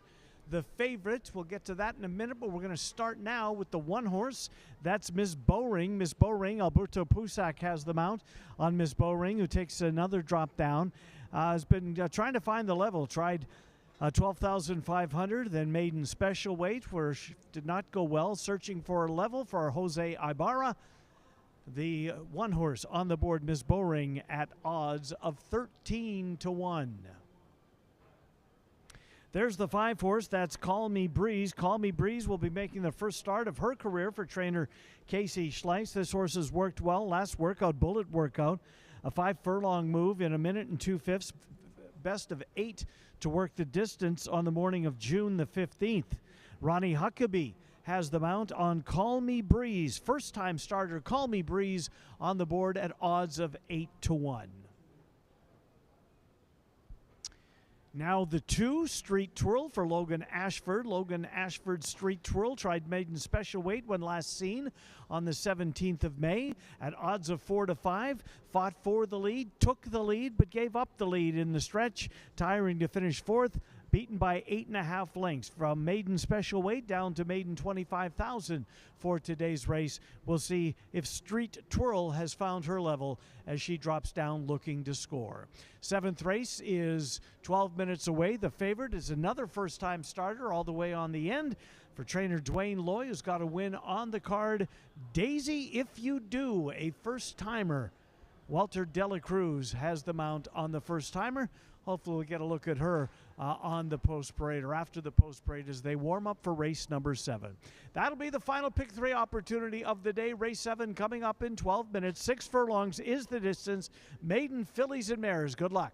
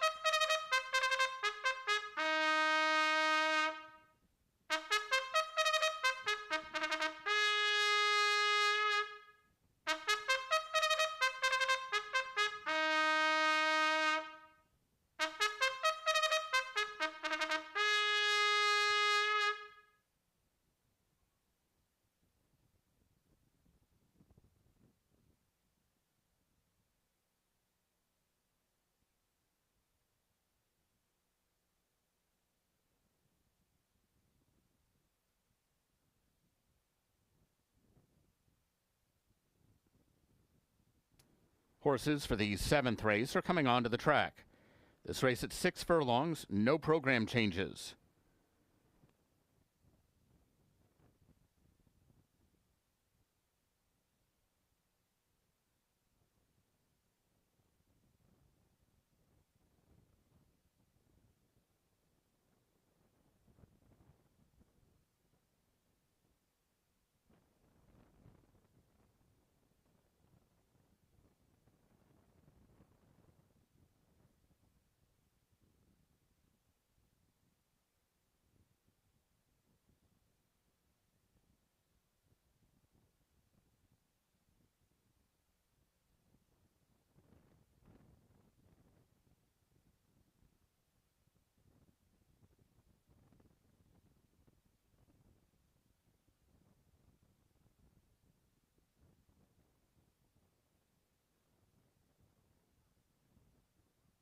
Here's the field for race 7.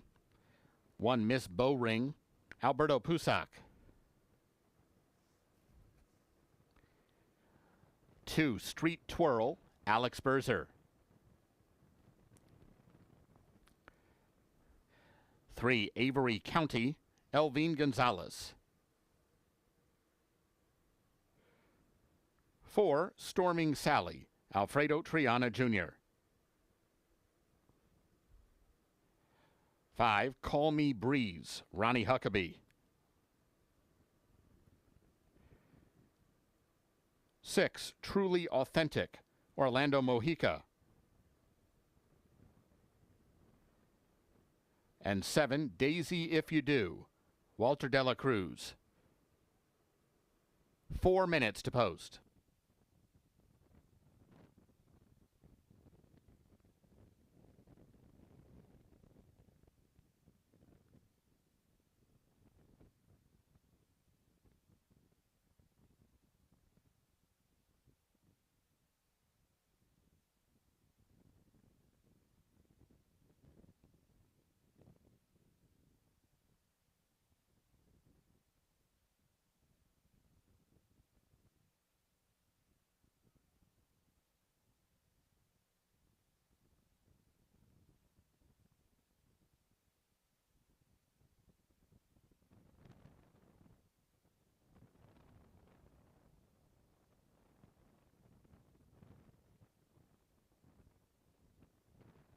Race 7, 3 minutes away, 3 minutes until post time for the 7th race.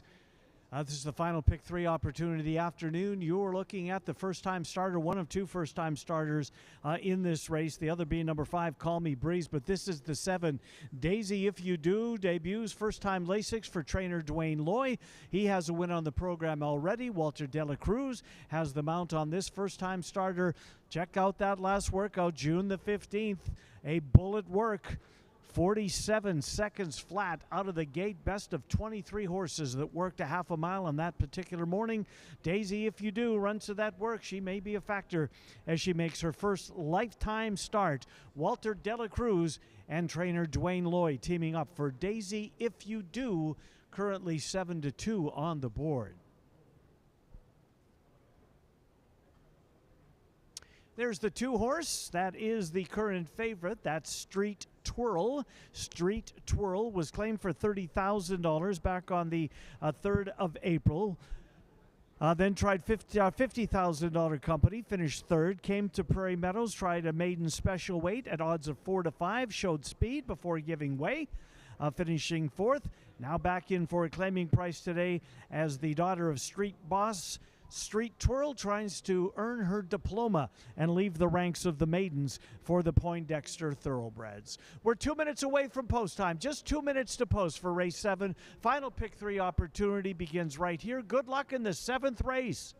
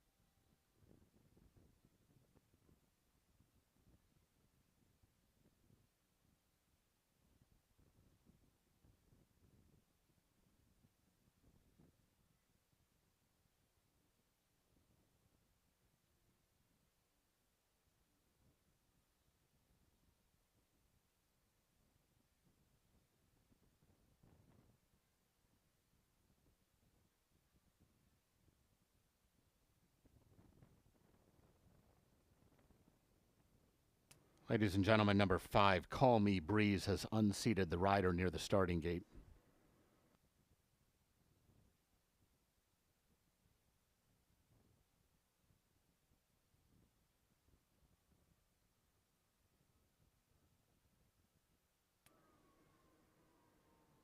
She did not run off, quickly corralled by the assistant starters and the outriders. Horses have reached the gate. It's post time.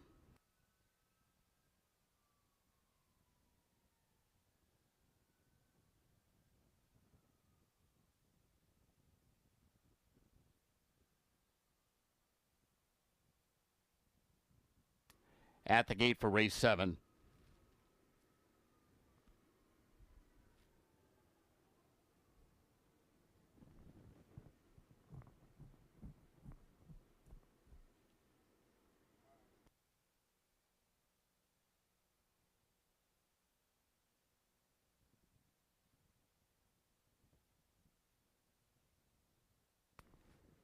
Call Me Breeze, the first one in the gate.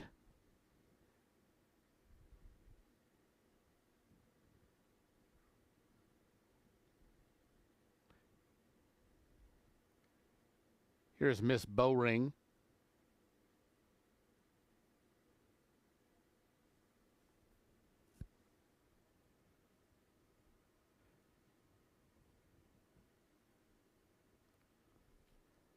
Street Twirl.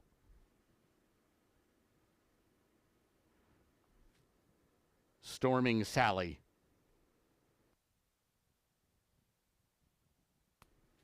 Avery County. Truly Authentic. Waiting for Daisy If You Do.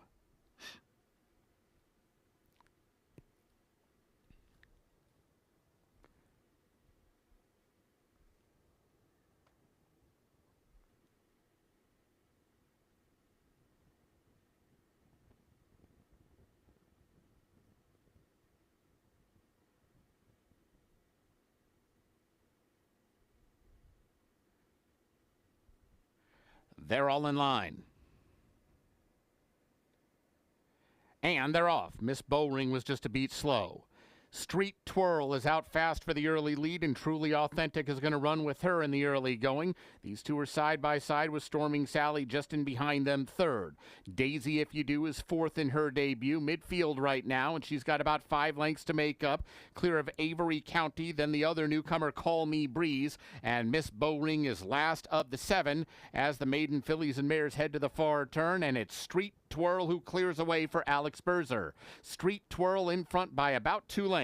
Truly Authentic is a clear second, and these two are miles clear of everybody else. Storming Sally is third, but she is 10 lengths behind the leader as they move toward the final quarter mile, and Street Twirl is doing it nicely thus far. Street Twirl has not been asked, and she stepped out to a 4-length lead, now 5, now 6 as they straighten away. Truly Authentic suddenly just trying to hold the place as Avery County and Miss Bowring are about to surround and engulf her, but nobody's going to get to Street Twirl, who is 10 lengths in front, maybe a dozen, as they come down to the line. Street Twirl in another class today. Avery County completes the exacta in front of Miss Bowring, and then Call Me Breeze.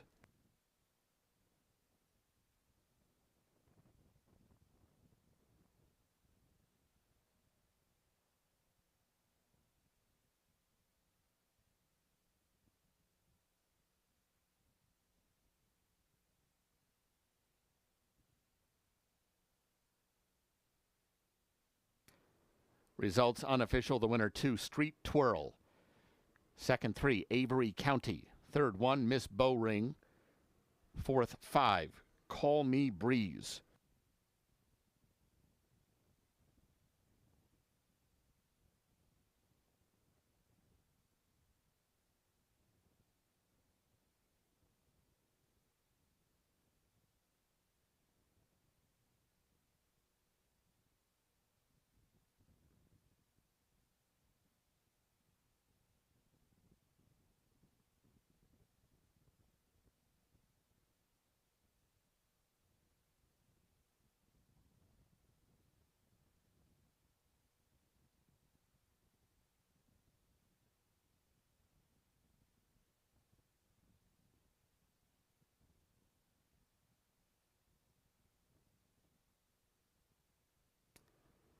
The results are official.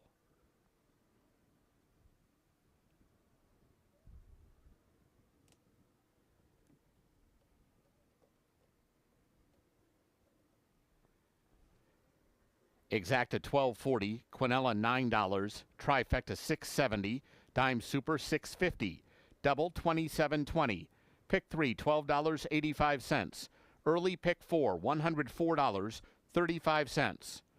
Returning to the winner's circle 2, Street Twirl, 3-year-old bay filly by Street Boss out of Agave Queen. She's owned by Poindexter Thoroughbreds, winning trainer Logan Ashford, winning rider Alex Berzer. Street Twirl was bred in Kentucky by Titletown Racing Stables. Running time was 1:10.3.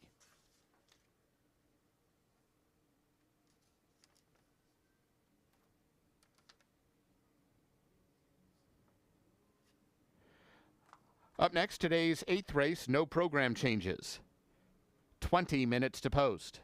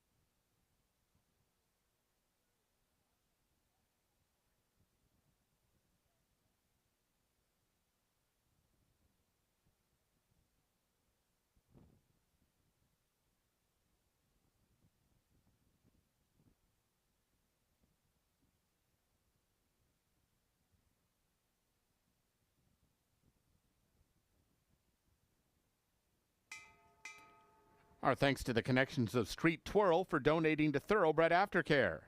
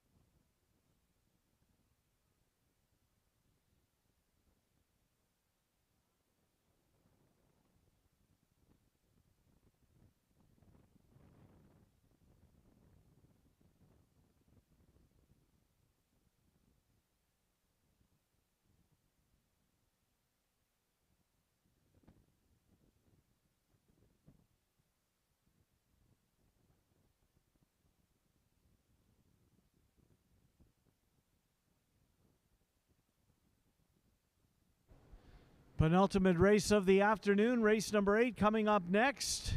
Late double opportunity here, a starter allowance race for the girls, fillies and mares, who have started for a claiming price of $7,500 within 2024, 25, or 26, and haven't won races in the last 6 months. This race is for them.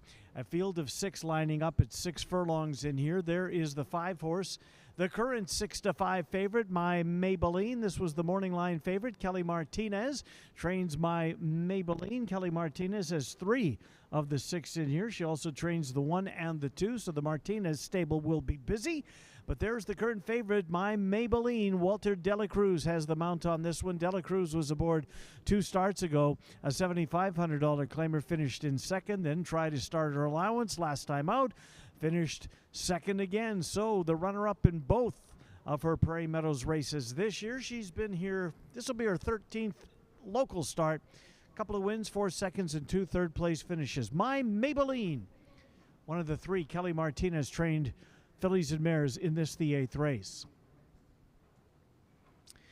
There's another one, number 2, Lady Riley. Dela Cruz has been aboard this one the last couple of starts. He sticks with My Maybelline, so Alberto Pusac picks up the call on this one. Last time out against a starter allowance group, finished in 4th. As the 9-5 second choice on the board, ran right behind My Maybelline, all distance 7 lengths between My Maybelline, but still the 3rd place finisher.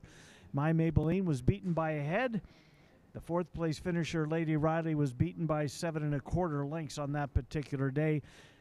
Weakened in the stretch, Lady Riley, 4-year-old filly. She seeks her 2nd win in 4 starts this year. And there's the 6-horse that's neutralized. Mark Lee trains this one, Fairmeadows Tulsa, last time out.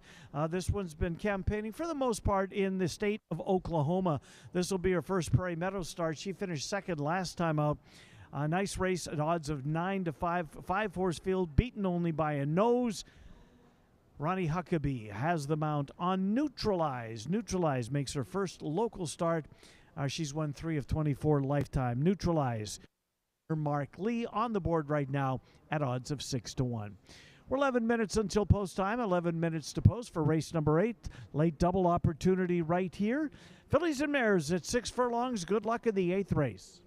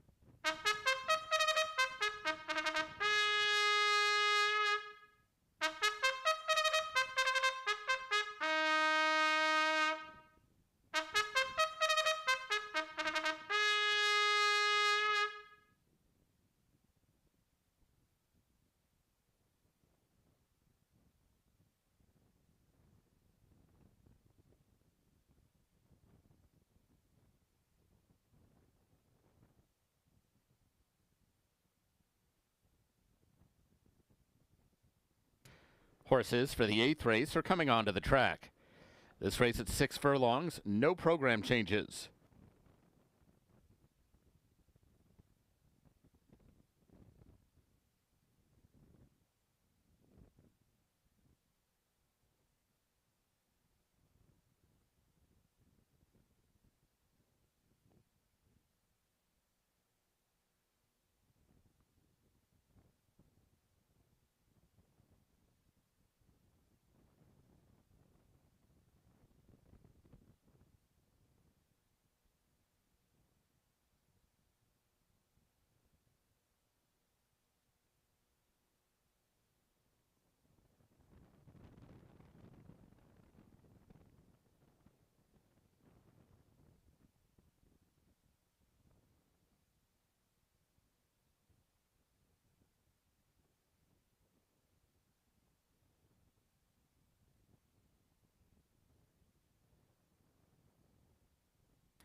Here's the field for race 8.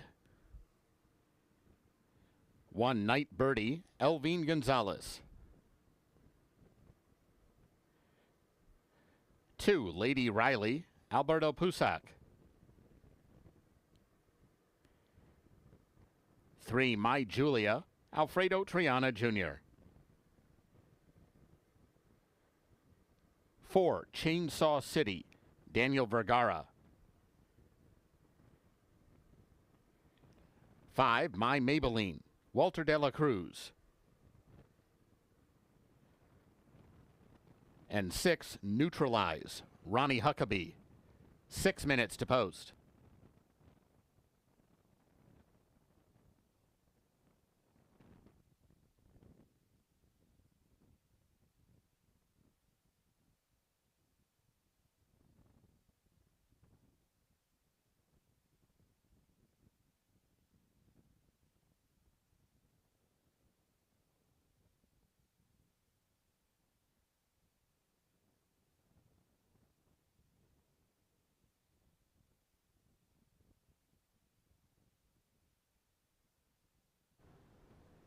Eighth race is 5 minutes away, 5 minutes until post time. First half of the late double, Fillies and Mares starter allowance race here. And a field of 6 and a 3-5 odds-on favorite in My Maybelline. Walter Dela Cruz has the mount on My Maybelline. My Maybelline last time out, starter optional claimer, 5,000, so about the same level. Finished second, beaten only by a head. Walter Dela Cruz was aboard 2 outs ago when they were second, beaten only by a neck. Knocking on the door, My Maybelline in search of her first win in 2026. One of 3 horses trained by Kelly Martinez in this race, the others being the 1 and the 2. My Maybelline, 3-5 on the board with 4 minutes until post time. That's the 2 horse on the right-hand side of your screen in the white cap, Lady Riley, another of the Martinez trio in this race. Another one that comes out of starter, optional claimer. 7-5, I beg your pardon, 9-5 last time out, behind My Maybelline, finished 4th, beaten 7 lengths or so by My Maybelline that particular day. Alberto Pusac picks up the mount on Lady Riley. Lady Riley, coming off a 4th place finish, has been out 3 times this year, has been on the board every single one of them, a win at 3rd and 4th. Currently on the board today at 5-1 with 4 minutes until post time.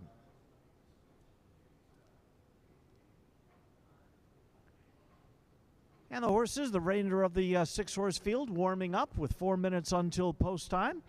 Late double wagering is available here. A 6-furlong starter allowance race for fillies and mares. 3 minutes until post time. 3 minutes to post. Good luck in the 8th race.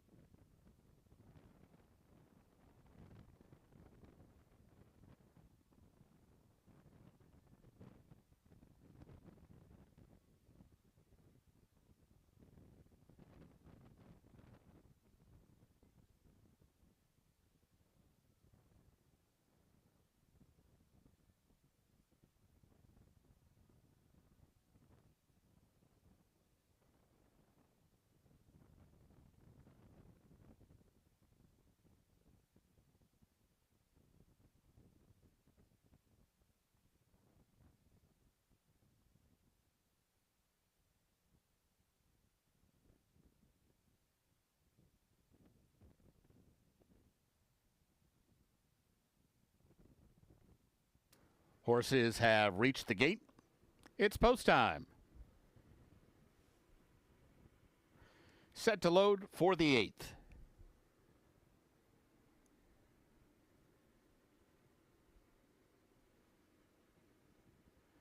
Night Birdie, the first one in. Here's Lady Riley with My Julia.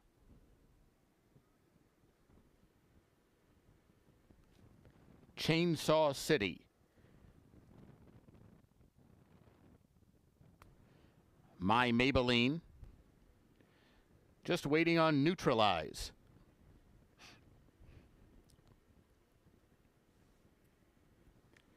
They're all in line.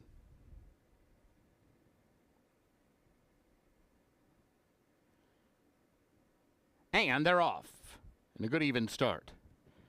From the inside, Lady Riley is showing speed. Neutralize faster from the outside, though. My Maybelline now moves into the second spot as Lady Riley is a close-up third. And My Julie is in the mix as well. 4 of them scrimmaging for that early lead, and they're almost right across the track. Well clear of Night Birdie, who's 5th, but about 8 lengths behind. No speed from Chainsaw City. She's got a dozen lengths to make up and less than a half a mile to do it. Good battle up front. Neutralize kicks on with My Julia going right with her. My Julia inside, Neutralize outside, and the stablemates Lady Riley and My Maybelline are tracking them 3rd and 4th. My Maybelline starting to re-engage. She is moving 3 wide and closing in on the leaders once again. And these 4 remain well clear of the others as they approach the top of the stretch, and it's Neutralize just in front with My Maybelline coming to her on the outside. Neutralize the first one to straighten away. My Maybelline is still a neck back as they move inside the final furlong. Lady Riley has taken over 3rd, but it's My Maybelline or Neutralize inside the 16th pole, and My Maybelline has forged to the lead. My Maybelline will win it for Walter de la Cruz, beating Neutralize, then Lady Riley and Night Birdie.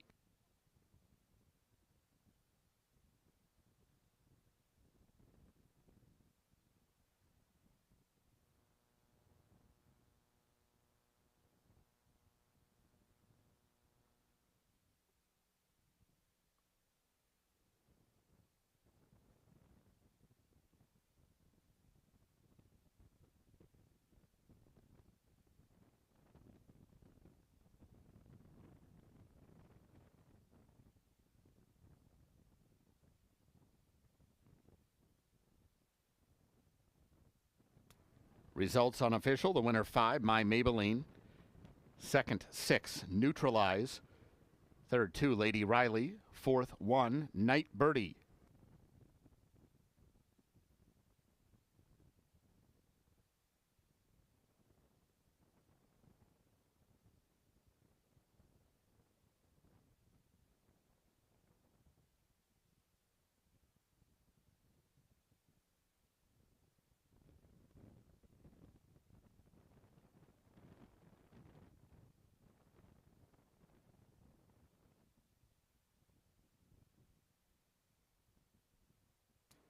The results are official.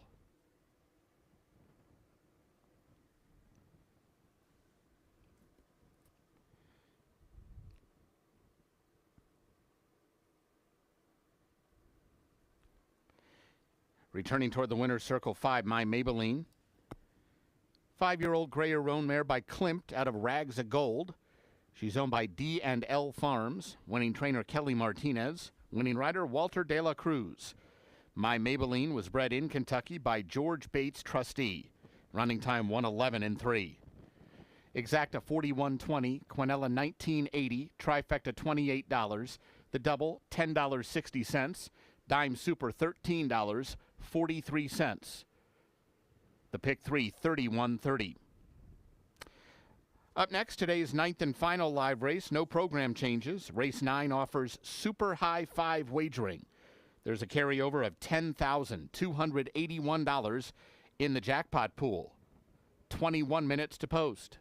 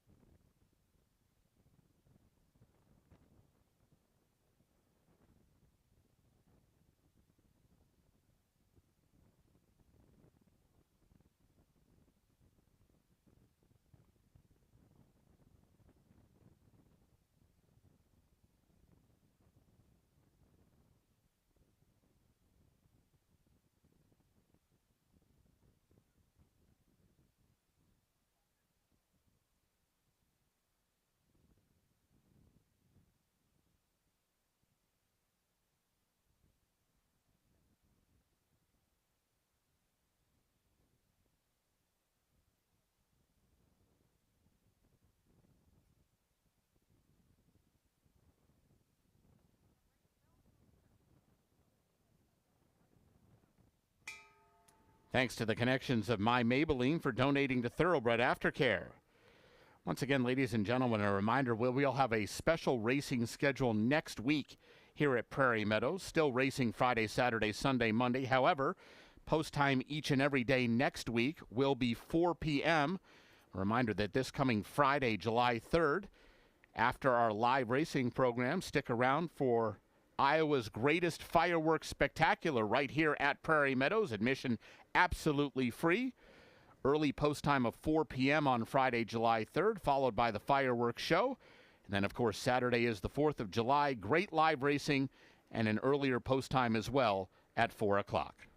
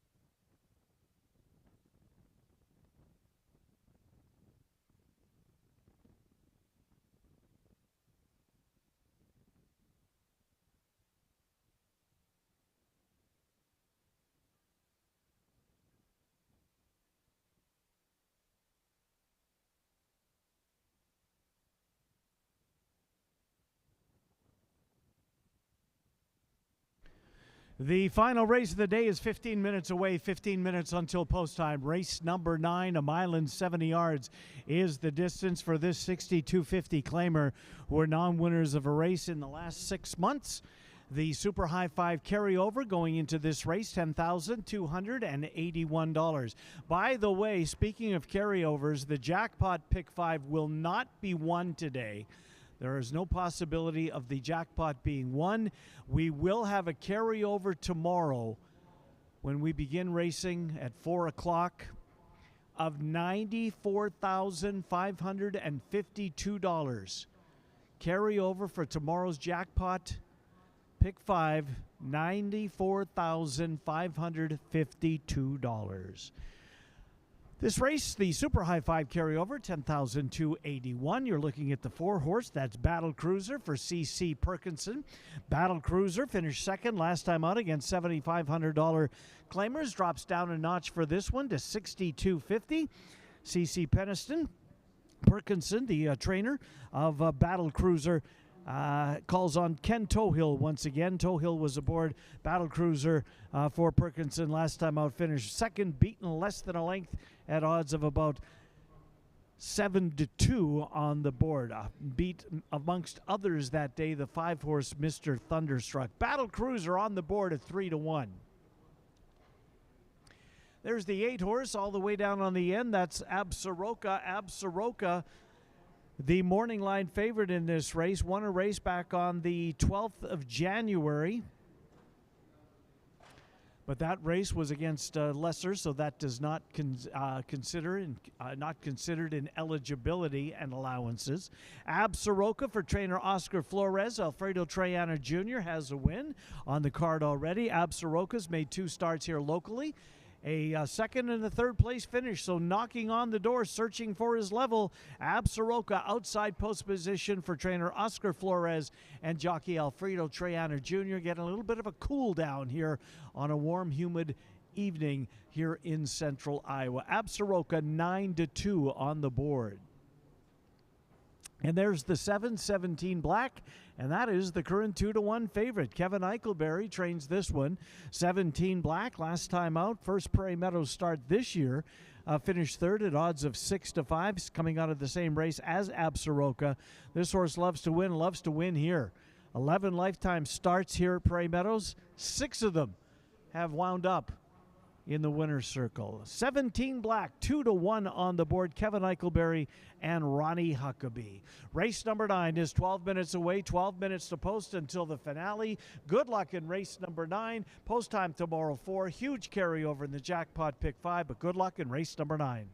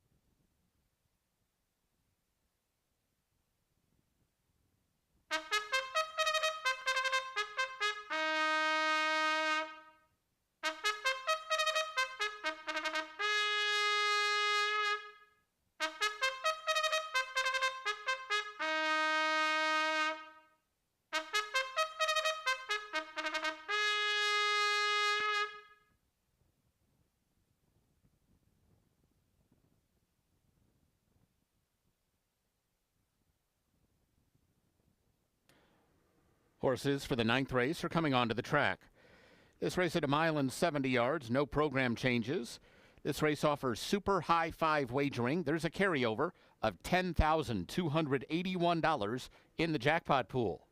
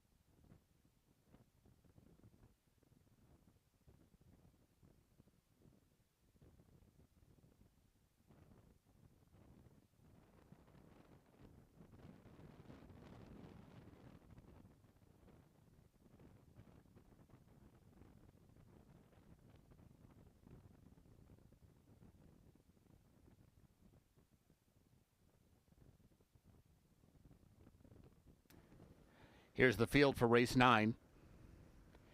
1, I Love Rockin' Stroll, Israel Hernandez. 2, Briggsy, Alberto Pusac.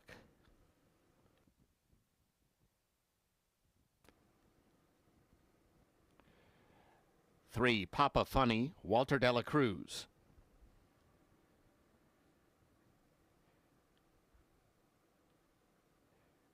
4, Battle Cruiser, Ken Tohill.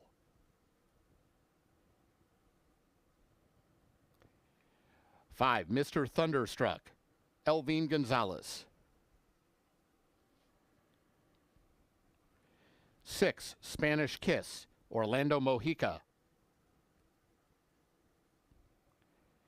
7, 17 Black, Ronnie Huckabee. And 8, Absaroka, Alfredo Triana Jr.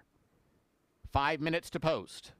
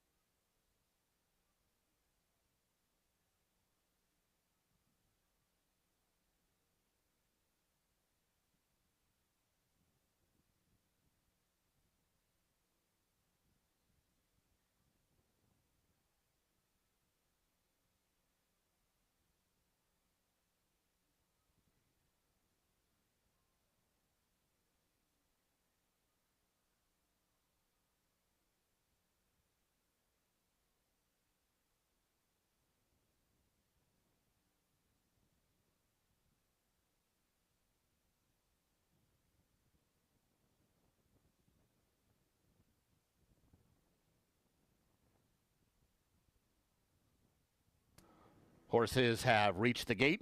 It's post time. Moving in for the 9th. I Love Rock and Stroll, Mr. Thunderstruck, the first two in. Here's Briggsy, Spanish Kiss. Papa Funny, 17 Black. Battle Cruiser.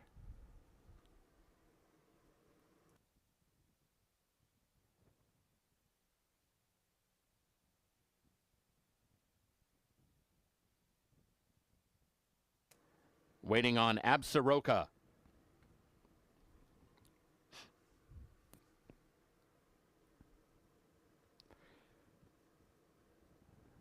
They're all in line.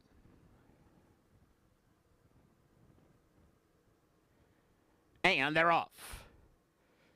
Briggsy, one off the fence is fast. 17 Black, a little bit faster and sticks his nose in front. And Absaroka showing speed. 3 of them across the track early on. Papa Funny follows them 4th. He'll be 3 wide as they make their way into the turn. Then Spanish Kiss in front of Battle Cruiser, who's about 6.5 lengths off the lead. I Love Rock and Stroll is near the back of the pack, just to the inside of Mr. Thunderstruck as they go around the clubhouse turn. 24-4 for a slow opening quarter mile. And it's the old class horse 17 Black showing the way 3/4 of a length. Absaroka is up on his outside. Now 17 Black gets away a bit. 17 Black opens it up to a 2.5, now 3-length lead. Absaroka still second. Papa Funny has moved to third. Briggsy is 4th down along the inside as they're stringing out just a bit. Battle Cruiser now has a dozen lengths to make up. He is clear of Mr. Thunderstruck, I Love Rock and Stroll, and Spanish Kiss, who has dropped back to trail. They picked it up to a 48 2/2 mile. And 17 Black means business thus far. He is 5 lengths to the good as they move around the far turn. 17 Black with Ronnie Huckabee aboard, a clear leader coming to the final quarter mile. Absaroka's all out to try to gain ground on the leader. He's not doing it thus far. Papa Funny runs third. Battle Cruiser is making ground. He is now taken third. He's the only one really closing, but he has got a whole heck of a lot to do to get to 17 Black, who is on his game today. 17 Black, once a stakes horse, and he looks like it this afternoon. He is 8 lengths in front as they run down to the line, and 17 Black put it all together once again. Absaroka held the place from Battle Cruiser. Mr. Thunderstruck 4th in front of Papa Funny.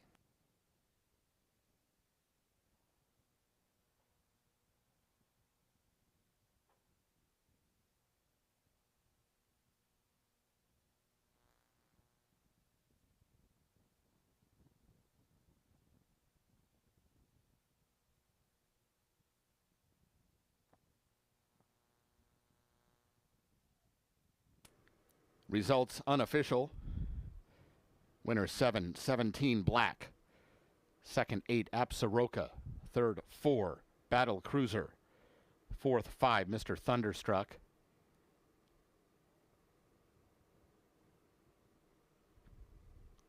Fifth was number 3 Papa Funny.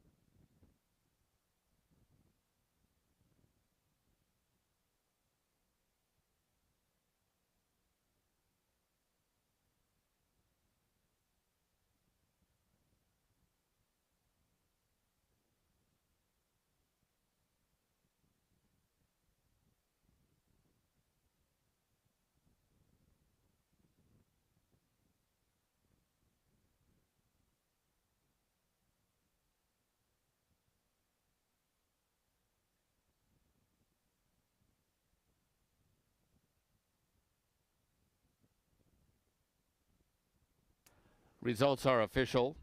Returning toward the winner's circle is number 7, 17 Black.